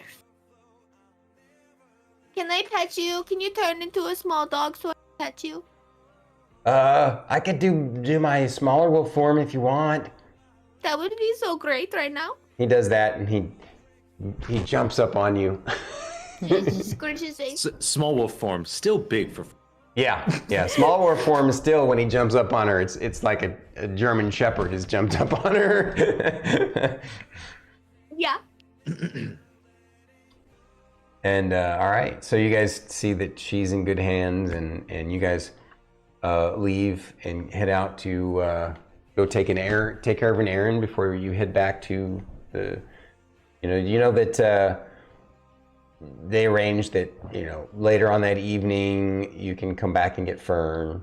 Well, no, actually, I think that they had arranged that she's going to stay overnight there one time with them to transition away the next day. And probably come back and grab her to go to the Castaway Inn and then take her back. Yeah, exactly. Yeah.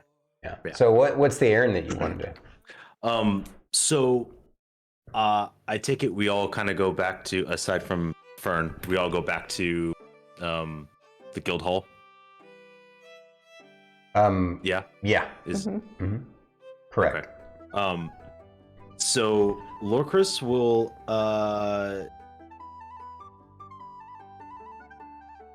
we'll just tell Emillynn I'll be back in a little bit, and just goes for a walk. Lorkris wants to do this without anybody else knowing, at least yet. What's he doing? So Lorkris is gonna go find. I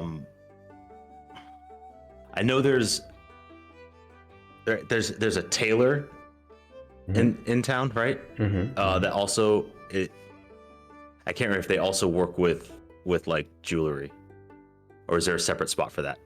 Yeah, there's a separate jeweler gem cutter for that. Okay. He'll go to the tailor first, and is the tailor home in shop? Yeah. Did you want to role play it, or did you just want to tell me what you want to do? Oh, I can just tell you what I want to do. Okay. Because it's just a generic kind of. I'm a tailor. I'll do whatever sewing you need. Okay. So Lorkris would like to fashion 6 tartans, like banners that would hang from the belt, or as like a small sash that represent Jocko's relic hunters for all of us in the party and Jocko himself. So well as go on. Yeah. As well as taking the teeth from the T-Rex and fashioning pendants that go along with them, with a very specific meaning for each member. So first off, is you're wanting it to be like this, excluding Team 2 just because it's a special thing between you guys and Jocko? And then the other question I had was, why 6? There's 4 of you. Granada? No, I was thinking of Guar. Oh, you want to make one have one made for Guar, so he's like an honorary member of the team. And that's why you wanted this special. So this isn't a Jocko's Relic Hunters thing. This is a Team 1 symbol. Okay, all right. That's why you wanted to include it for Jocko. For Jocko. Yeah, and for Guar. So, letting them know that we're leaving in. Is this something achievable? And mind you, it's nothing super elaborate. It's just more of a symbol type like item. Like, I don't expect there to be any, like, not trying to do any magic, no nothing, just quite literally, this is kind of like a popper, but specifically for our team. But a tartan, because it would make sense to have a clothed item coming from Lorkris, from tribe, and understanding that that's kind of his. So it's basically like a little sash that hangs from your belt, right? Yeah. So, and the symbol that you're putting on it is, excuse me, is what? Sorry. So each one is going to be different. I'm going to have one for Emillynn. That is the symbol of mother or leader. No, sir, leader, not mother. I apologize. So leader. Fern would be earth. Rylar would be family. Lorkris would be warrior. So these are going to be actual Goliath symbols that mean these things. Oh, okay. Gotcha. Your own language. Okay. And Lorkris is what again, you said? Warrior. Warrior. Okay. Yeah. Guar would be rebirth. And Jaka would be like leader or like head of house. Okay. Well, she was leader, so. Like. Friend. Maybe elder? I mean, yeah. Oh, yeah. Okay. Yeah. Okay. I was thinking like leader is like party leader and then like She's- household. Yeah, exactly. Yeah, that's Yeah. why elder would make sense from you, Okay. from your Sure. Yeah, clan's yeah. perspective. Yeah. Okay. Cool. Wow. Because technically, elders are the leaders, right? Right. Fair enough. And so they tell you that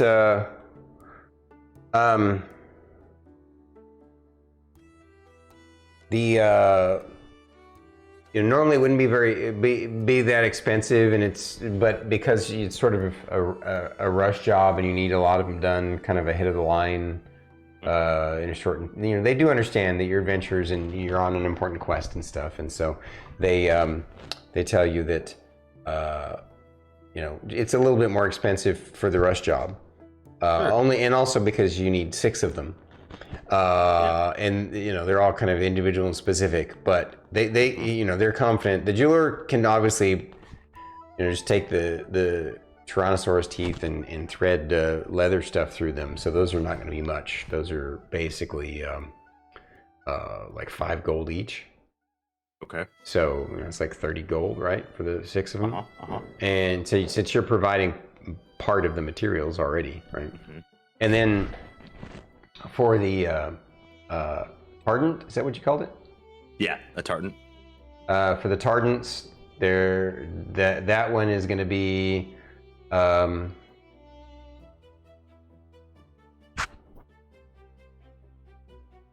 probably 20 gold each.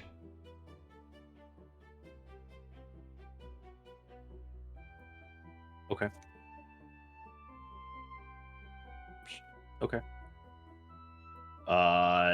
Perfect.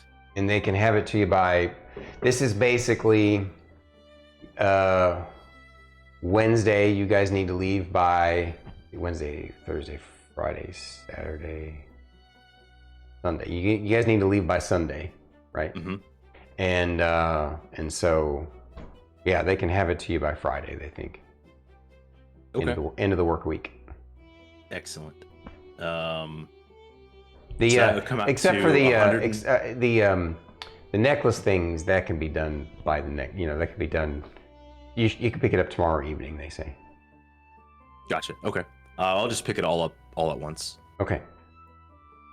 So it comes out to 150 gold. Right. So, yeah. Cool. And then Lorkris will just head back. Okay. Alrighty. So, after that, I think you guys' plan was to, she's obviously spending time with Jericho and them and Guar and them. You guys are back at the home base and relaxing and thinking about things. Rylar's drawing. Lorkris is probably meditating in Fern's garden. And Yeah, more than likely. you're playing music out there. Myself and Rylar were with Lorkris in the garden. I'm just kind of playing some music and Yep. Rylar's drawing. Yep. Because we're missing Fern. Right. Exactly. All right. So the evening comes, and did you guys want to role play going to Castaway Inn? I guess that's a yes. All right. So they get Fern. Fern's feeling pretty good. She's a lot more confident that that this is going to work with Guar staying there. He's when you get ready to leave, he like comes and clings on you, and so it's a little harder. But you can see he's having a lot of fun and he's really enjoying it. And so Would you rather be Guar? Would you rather be sitting there and bored, or would you rather be here and having fun? He's all like, well, I miss you and the rest of our pack, but you know, I'm gonna have lots of fun here, so I guess I'd like to be here as long as you come visit. Of course. Of course. I told you this 500 times today, but I'll keep saying it every time you ask. Okay. So you guys pick her up and you head over to the Castaway Inn. And you, on the way, of course, you stop by the guild hall, pick up Mr. Jocko and Granada and Team 2, and you're going to make it all the way over to Castaway Inn to have a celebration. The triumphant return of both teams and their successes. And did you want me to just describe it, or did you want to have some role play action? Because obviously I'm going to have her roll for her performance, because now, there's already an act going on, but when you get there and want to eat and drink, so you sit down and eat and drink and are happy to chat with the innkeepers. Are super happy to see you all again. It's been a while, and they're happy that you're all okay. And then, but they say if you'd like to, you know, they can ask the team or the band that's up there if they would let you, you know, like you've done before. Oh, only if it's okay with them. You had a question? Is Frederick and the gang showing up? Frederick's not showing up. I meant, jeez. So the answer's no. You make credit. Wow. Yeah, the dead guy's coming back on his own. He's here for the party. Don't give the DM ideas. His ghost might temporarily show up. No, I'm just kidding. Right. That'd be epic. Sorry, Fulcrum and the team. I feel like we had talked about them coming by, but when you had broached it to them, they said that they would like to take you up on that, but need a rain check for the future, if that's all right. That's nice. Okay. And they want to. And that's what they said. All right, that's what they said. They said that, you know, they want to obviously drink a toast to their friend and everything, but they basically tell you they won't be able to make it. But as it turns out, they do anyway.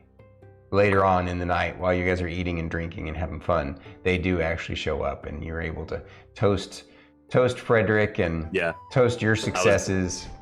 And absolutely, I wanted to make sure that even if they weren't there, like that's something like, you know, to Frederick. Right. They like the rustic quality of the place that you guys choose to hang out, and they think it's really cool. And what was Frederick's favorite drink?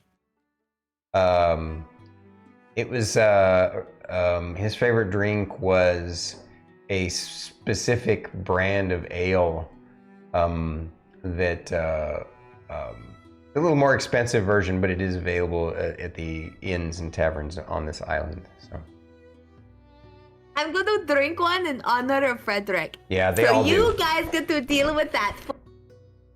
They all want to do the same, so they love it.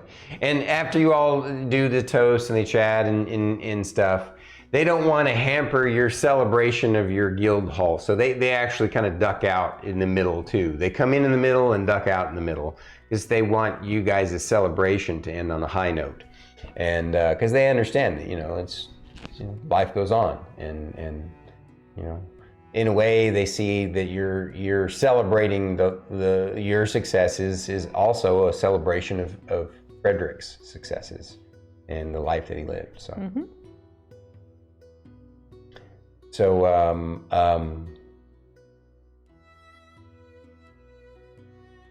go ahead and roll me a performance check, and you got to share with us You got to share with us one of your songs, because there's some folks, some new folks who've never heard some of your songs. You can pick one, whichever one you want.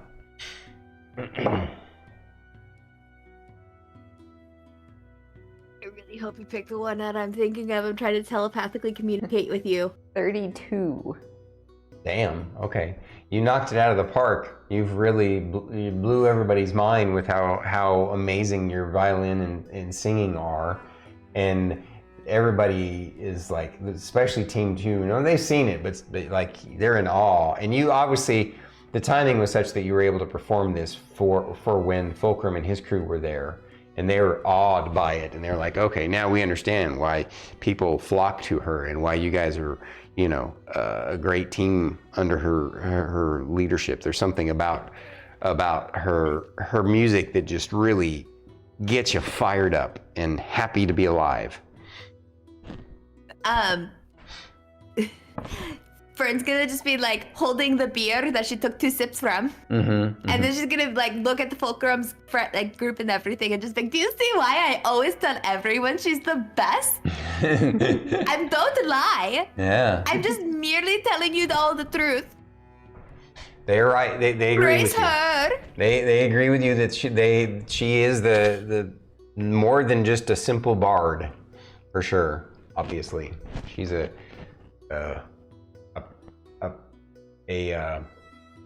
diva, a prodigy diva. But doesn't have the diva tendency. Yeah, no, I don't mean like, not diva personality. I mean like a musical diva, a musical. I forget the word I'm looking for, but you get what I'm saying. So Amazing.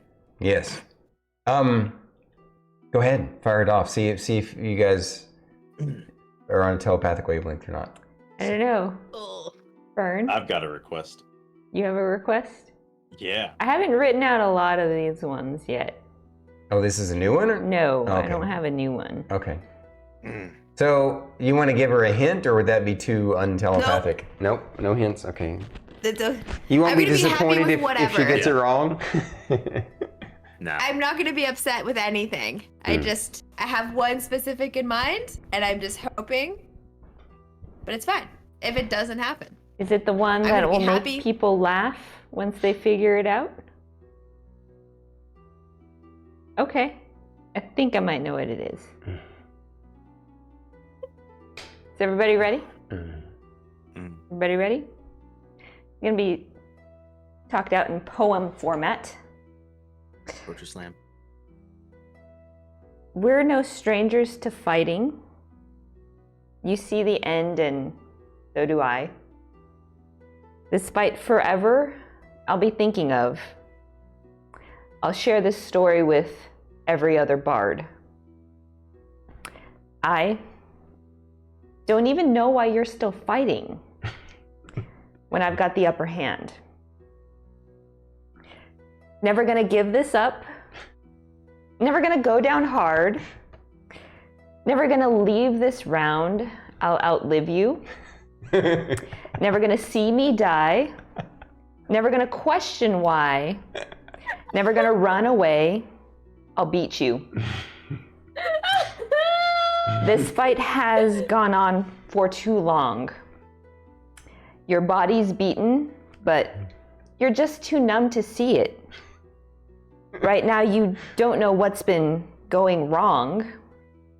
I see your end, and I'm gonna bring it. And if you wonder why you're still bleeding, don't tell me you're too blind to see. Never gonna give this up. Never gonna go down hard. Never gonna leave this round. I'll outlive you. Never gonna see me die. Never gonna question why. Never gonna run away. I'll beat you. You read my mind. You did it. You did it. That's awesome. I know, I need to write some new stuff. Beautiful. That's a really good one, though. It really is. We did such. A great job. Any chance to rickroll, I'm gonna take it. I know, right? I know. I was thinking the same thing, Druid. Oh, Yep. I is not thinking the same thing. Do you have a request since the audience wants an encore in the tavern and obviously online as well? If it's still there, I'm sure with all your extensive notes it's there. But back, go back.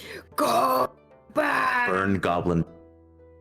Oh, I haven't written that one out.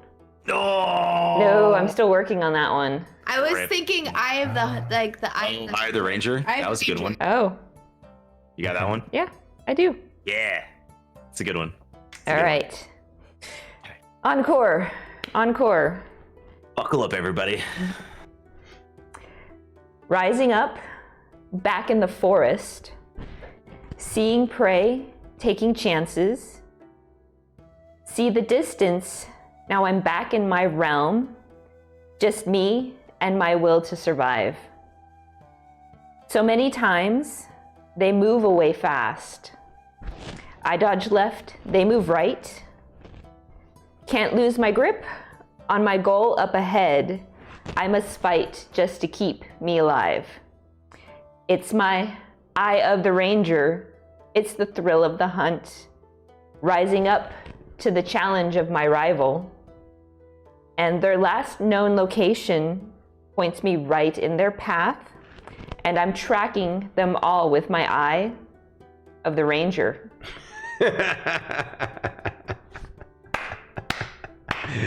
I love it. That's so good. So good. I love it. That's It's been a long time since we had a good serenading. Yes. I know. Yes. We only get it when we're at the castaway end. That's why we're always just like, go to the castaway end. So we were just like, we gotta get in. We Wow. Awesome. that's Beautiful. great. I love it. I love it. Okay. So,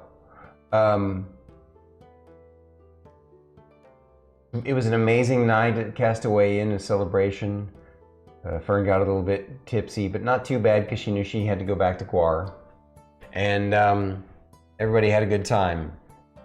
And you all, of course, escorted her back to the Hospitice for her to stay there that evening. And a good time was had by all. Mr. Jocko, Team 2, Granada, they were just thrilled to be there with you guys for that celebration, for the joy that you all, the friendship. You're more than friends now. They're becoming a family, just like you guys are your own little family. And it was a meaningful moment,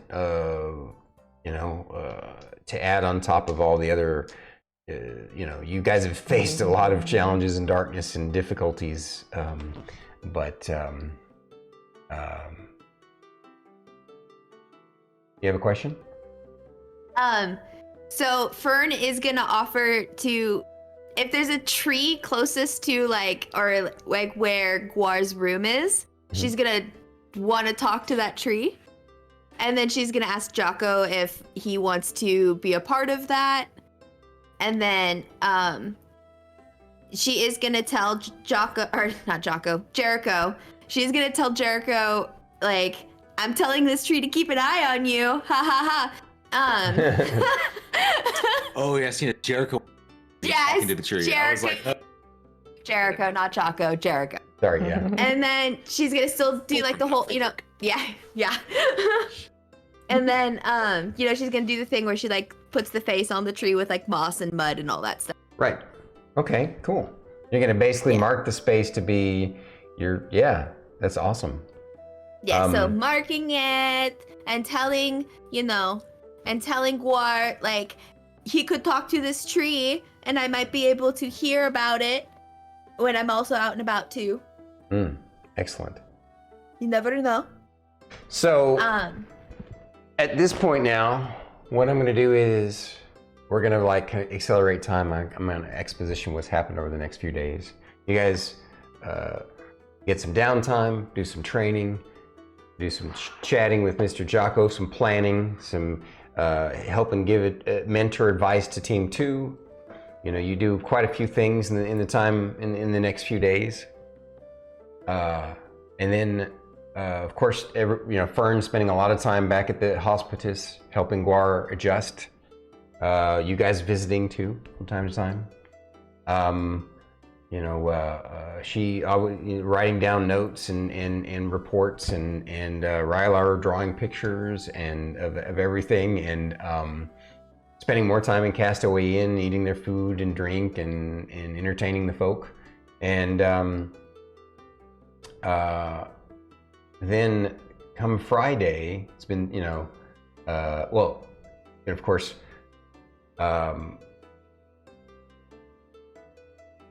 it turns out there was some busy stuff happening, and both of the places, well, actually no, the necklaces were ready already, but the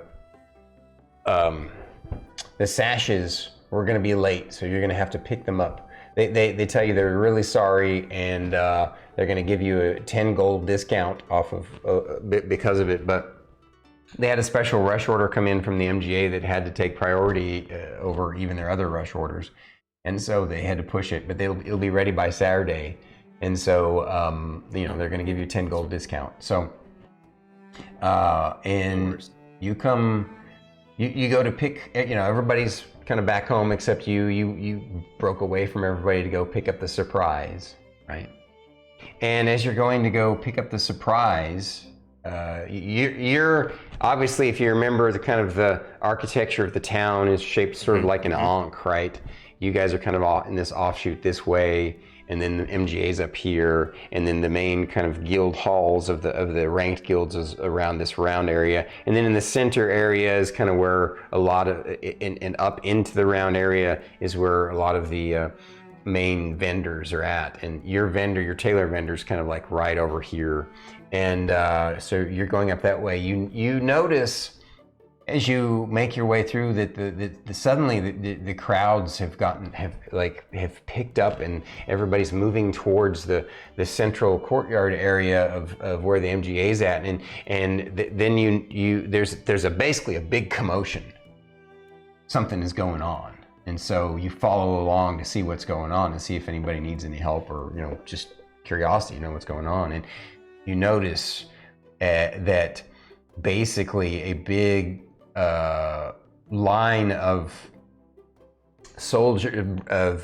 bloody wounded soldiers and stuff, and adventurers. Basically, the MGA is being filled as what looks like the entire force from the Goldothian mines has returned, and so you're like, what is going on? You go and try and ask, and lots of people are asking what's going on, and the main guards at the MGA gate are like, we'll let everybody know what's going on. Everything's going to be okay. Don't worry. There's nothing to panic about. This is probably good news since they're all back. And we got to get some wounded to the Hospitice, but everything's gonna be all right. They tell you that, so you like, well, you think I guess I could try talking to somebody else, but to make it all the way to the north gate is a bit of a journey on horseback, so. You kind of think, well, maybe I'll just kind of wait for the information like everybody else, and you go get your tailor stuff picked up. And you end up telling everybody what's going on, and about the commotion. And Mr. Jocko is like, we should send Granada. Granada, you should send a runner. Send a runner to see what's going on at the MGA. And she's like, okay. So she does that, and basically. Late in the evening, the MGA says there's going to be an official announcement at the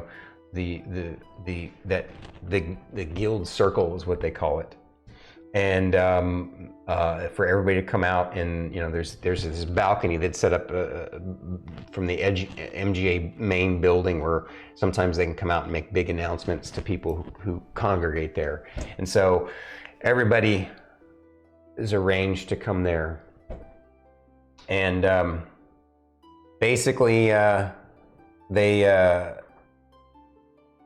they come out, and all your teams go, and lots of other people have gone. Obviously, there's still going to be some workers at their locations, but for the most part, everybody has come. And the one of the main administrators of the MGA, one of their spokespersons, comes out and says, "All right, everyone. Well, we've got a bit of good news and bad news, as it were. But we think in the long run this will be good news. I'm sure all of your respective guilds, if you have the proper clearance, will get the more specific details. And as we know it, eventually,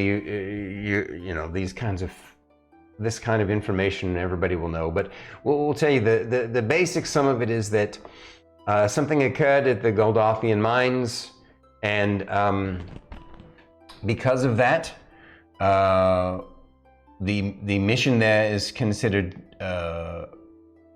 complete. Isn't quite the right word, but has been folded, and all the adventuring crews and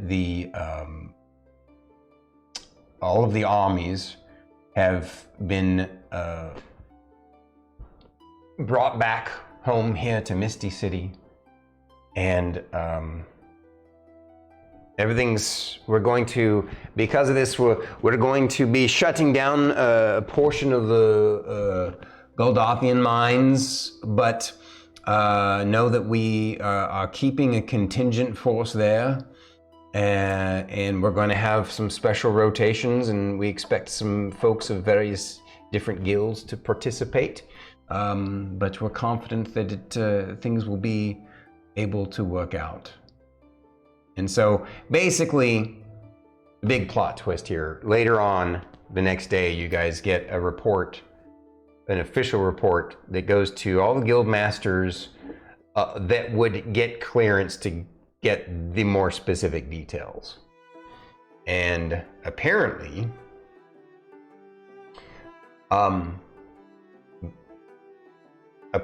the way the report is written for people, apparently, because of some recent successes by unnamed teams, the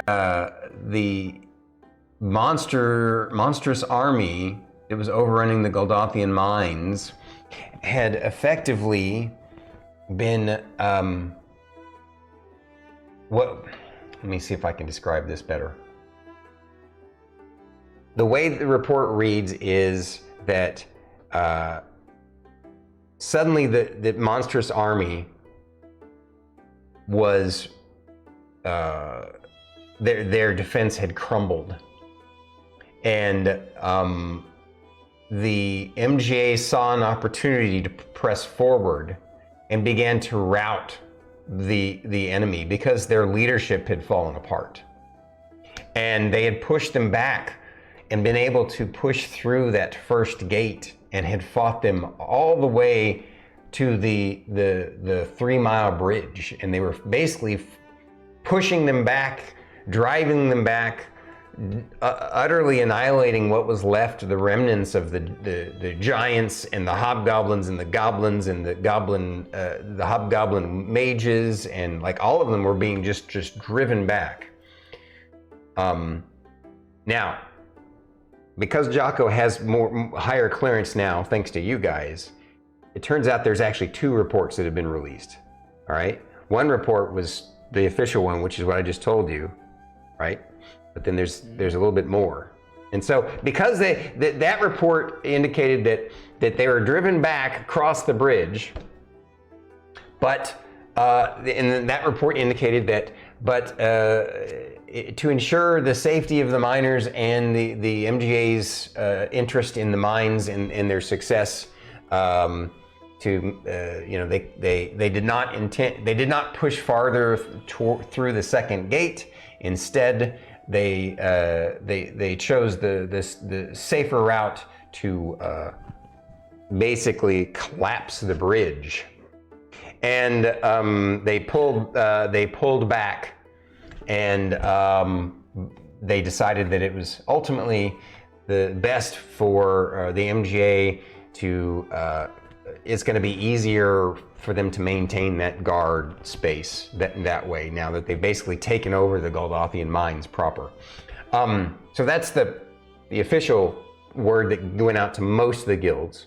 The higher level ranked guilds and you guys' guild, because you guys were so instrumental in making this happen, has a more in-depth report that indicates it's not quite as rosy a picture as they made out. What happened was true. They pushed back the armies and routed them, and they ran. However, it turns out that was a feint to draw the MGA army and the adventurers onto the bridge, in which case they trotted out their trump card, which happened to be a very large black dragon. And it was at this point that Steel Dawn decided, nope, this is going to result in too many losses. We might be able to beat this dragon, but we're going to lose too much. So we're going to crumble the bridge to save the people from utter annihilation from this thing. And because of the cramped space, it wasn't, I mean, in the distance across the chasm, technically the dragon could have chased them, but it didn't. For whatever reason, it stayed back on that side. And they're confident that the bulkhead that they set up can be manned pretty easily. Now, obviously, if the dragon itself tries to crash it, then they're gonna basically have a rotation of A-ranked guilds over like a week period of time. But at least this way now, Steel Dawn can get a break. And they're going to actually have a point where the report also indicates that during this time, after the success of your team having not only knocked out that hobgoblin leadership, which kind of led to this, right? Like if that hadn't happened, then this wouldn't have happened, right? So you guys were the cause of it, but it's not necessarily a bad thing. But you guys were instrumental in finding the secret tunnels, which was a very big deal, and they're super helpful, grateful about that.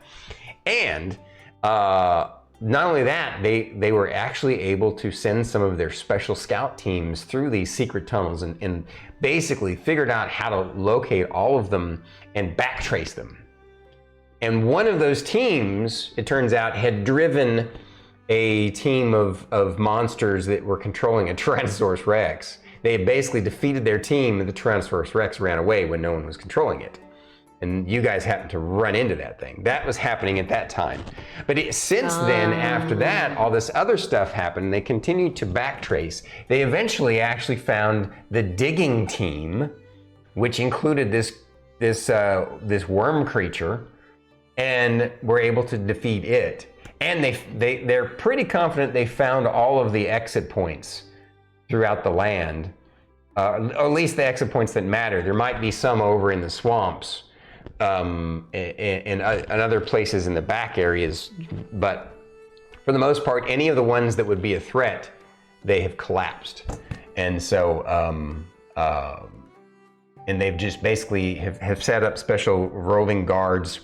They're also having the Archmage is going to set up a ward on that first gate to make it such that they don't really actually even have to like guard the bridge part, because the dragon isn't going to be able to get through that gate without some effort, and the ward will be enough that then they buy enough time to get teams in to actually deal with it if that's what the enemy chooses to do.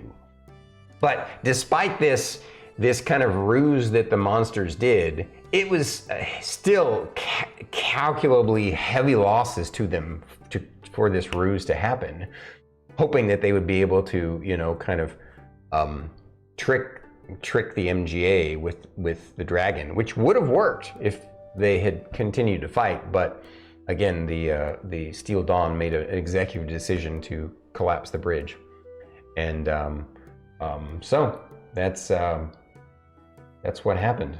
And because of that, it means well, now you're going to have to get all new orders or just get new quests. You know, kind of. One other good, bright silver moment about this, Mr. Jocko points out, is it was looking like we probably weren't going to have the mid-year Adventure Guild MGA celebrations with the arena fights. But now, the carrot. Now we will be able to because of that, and so he's happy about that because that's usually one of the coolest things that happens on the island in Misty City. But we still have to close the portal. So yeah, that's something that the MGA doesn't see as a priority. They know that that's the source of the infestation, but considering that the resources it would require to get there, they think that probably after the midterm celebration, sort of the summer break, as it were, that maybe they're gonna work on a plan where they send in teams to try and make it through the mountains or through the Deepwood. Through the what's the forest I named up there? The Deepwood. Yeah, the Deepwood. To somehow make it up there. Basically, they think that instead of trying to breach that gate that's guarded by the dragon, right? That instead they want to try and find a way to come in from behind. And so Mr. Jocko said he when he got the report, of course he chatted up with people that he's made contacts within the MGA, and they kind of gave him hints that you guys are definitely going to be one of the teams that are instrumental in trying to find a solution to this problem. And they are grateful that you brought another bridge. That's not feasible. But Yeah. dragon. While they're trying to build a bridge, the dragon would roast them. So yeah. Well, no, I could do it with magic. Not 2 miles of bridge. Long, Fern. Okay. I just, I made the promise to the mines to try to fix this thing, And Mr. Well- Jocko says, and Lass, I'm sure you'll be able to do that, but you're just going to have to find a different route. That's all. Okay. Maybe it's time we see these woods for ourselves. I can talk to the trees. Well, from what I understand, there's not really a way to get into the woods. It's really just a giant bramble, Yes, but alas, this one can speak with the plants. She might be able I've read to... old reports that druids tried that and it didn't work, but she is rather special, isn't she? You never know. I Indeed. can be very persistent. Yes. That is definitely a word that describes you, little lady. It is an understatement. I made a You little have section no in the idea. garden for Frederick.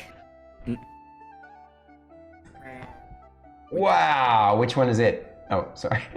Oh, you made a little gravestone in a grave. That's Yeah, next to the Next to a spooky tree? tree. I like it. yeah.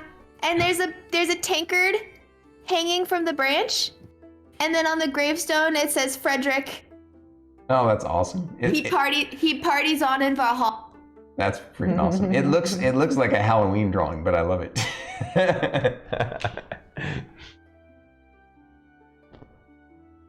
And she put a little bench next to his site too, so people can sit there Yep. and I saw talk that. to him. Yeah. Yeah. Is the So- tankard there so people can pour in his favorite ale and share a drink with him? Yes! Of course. Yeah. So Mr. Okay. Jocko says, we got to look at the silver lining of this. You all can at least participate in the MGA Adventure Games. This is true, and we can check in on Guar a lot more often. Mhm. Fern, right? And I take it this is, in terms of timeline, I have picked up my special items that I was going to hand out before shoved off, but now we're stuck. Crystal Yeah, deck, absolutely. right? You have them with you when Yeah. you went back. Yeah. You probably had decided to wait until after all the special news to drop them on everybody. Yeah. And so Yeah. And tell you what, we will. That'll be the first thing if you write it down, so you don't forget. That'll be the first thing that we role play next week, right? Is you sharing this special gift to everybody. I'll make a note. Is that face because of the surprise plot shift? Just That's just everything. so I love it. in the garden, the location of this garden, or of Frederick, is over here. Okay. And the What's over here? I On love your this side. wonderful art. I love that you love Over here. to draw this stuff. It's so cool. y'all were having a super serious moment, and then I was flipping through my old notebook, Mhm. and I saw the picture that I drew of. Hold on. Mm. We're just gonna have a moment of remembrance for something that happened.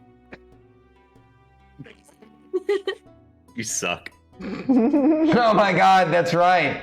The Mama Etten. That's So I funny. was flipping through it, and Do you still have the chimera? Didn't you draw the chimera?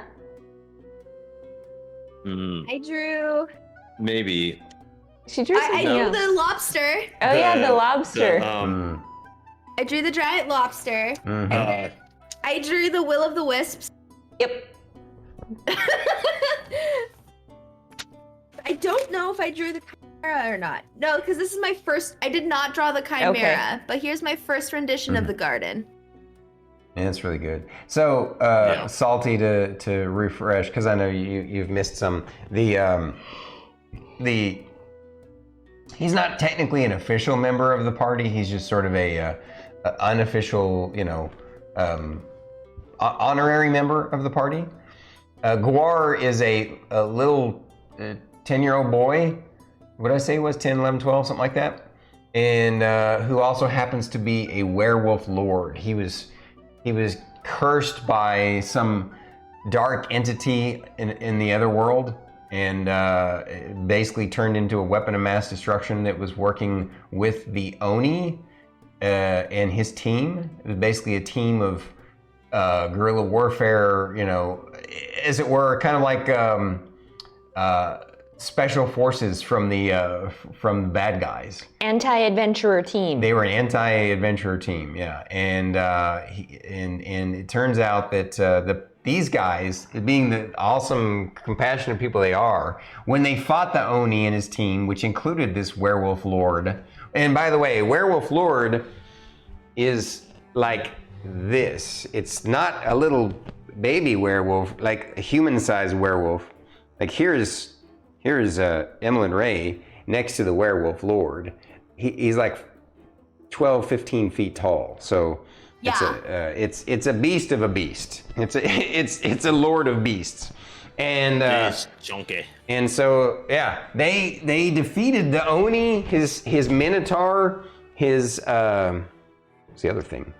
Chain. Oh yeah, that ogre chain brute. Ogre. Yeah. And the werewolf lord all at the same time without killing the werewolf, and instead rescued him from that evil team as they slew the rest of them. And their mission basically turned into, we gotta befriend this kid and take him back to the MGA to be studied and hopefully cured of his affliction if possible. Yep. So that's the recap.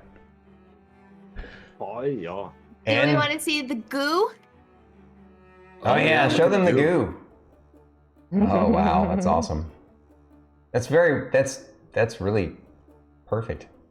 It's a goober. So yeah, Kind of want to put that image on a T-shirt, Druid. I know, right? Or if we do could it make on the- it like, I mean, You gotta that make it on image, the inside. huh? I would say put it on the inside of the shirt, and then you go asking about my goo, and then you. Yep. I would buy like 5 of those. That's funny. Would you? Yes. Kind of, sort of, not exactly. I'll be honest with you. Like, it's not At meant least to be her anything like. drawing. Yeah. Well, no. I mean, her drawing is fine. That's not the issue. It's like it's basically, yeah. It's a big eye. That's some other staring things. through a little that you rift. missed. Yeah. It's an eldritch horror. So, at any rate, as we wrap up tonight, so what do you guys? I know, obviously, Druid is doing a great job role-playing Fern as being frustrated by the situation because she wanted to go rescue the mines by closing that portal, and she still wants to, and you still can. Right.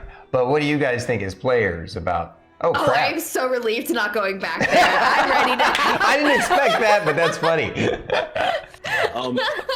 Despite the frustration that Lorkris puts out towards the mines, I as Fate absolutely, and I was actually ready to go back and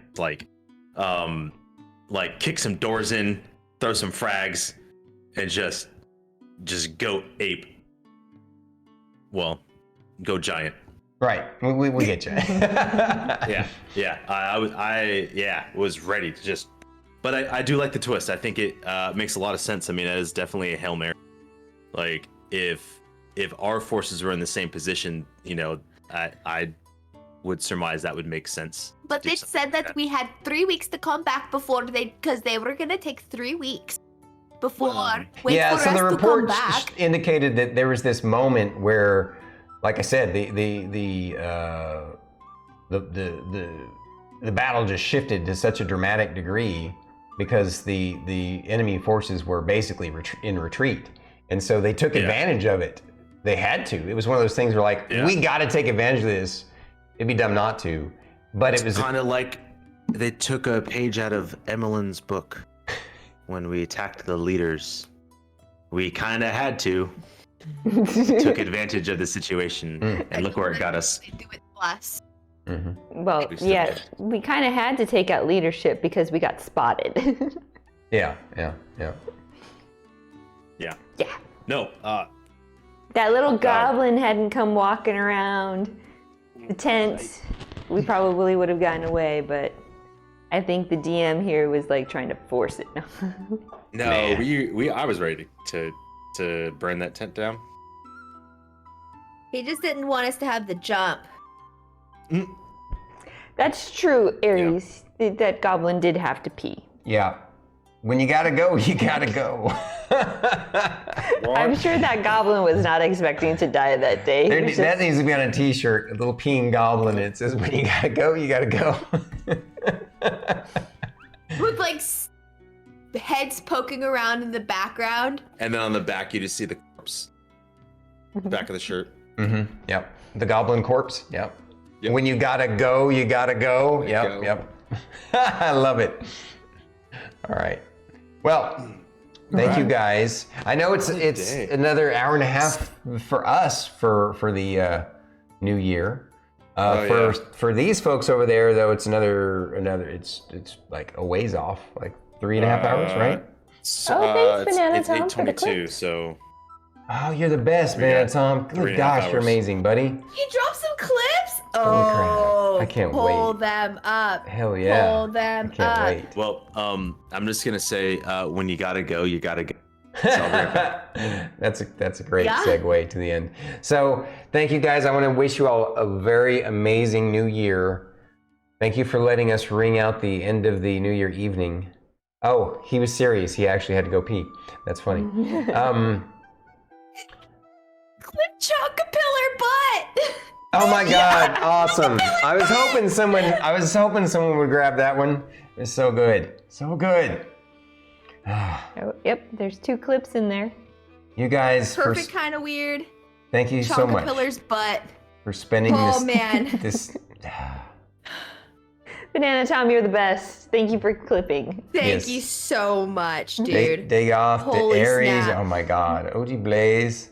Yes, thank Love you you all for guys. hanging Happy out. New Year. Yeah. Happy New Year. Happy New Year, everybody. Thank you for hanging out for our last D&D session for 2022. For 2022, that's right. No. And we'll be Episode back 38. next Saturday for the first D&D session of 2023. Uh-huh. 2023 is going to be an amazing year for all of us. I know it. It's gonna be so good. There's so many good things. Yeah. We're growing So many bandwidth good and things. banter. Ooh, I can't wait for the things you and I are going to do, Druid. It's awesome. We have so many great things. Mm-hmm. And Druid's many. channel and Fate's channel. My gosh. Make sure that you check out Fate tomorrow night. Is he streaming? Probably. Oh, yeah. He's going to be thieving the seas. Yes, and I'm actually gonna be able to moderate because he's gonna stream when I get off work, and I'll be able to moderate the stream. Holy crap, for Banana Tom. You are such a hardcore, amazing enthusiast, Banana Tom. 4:27 a.m. for him. Holy Man. shit. That just reminds me of birds. All right.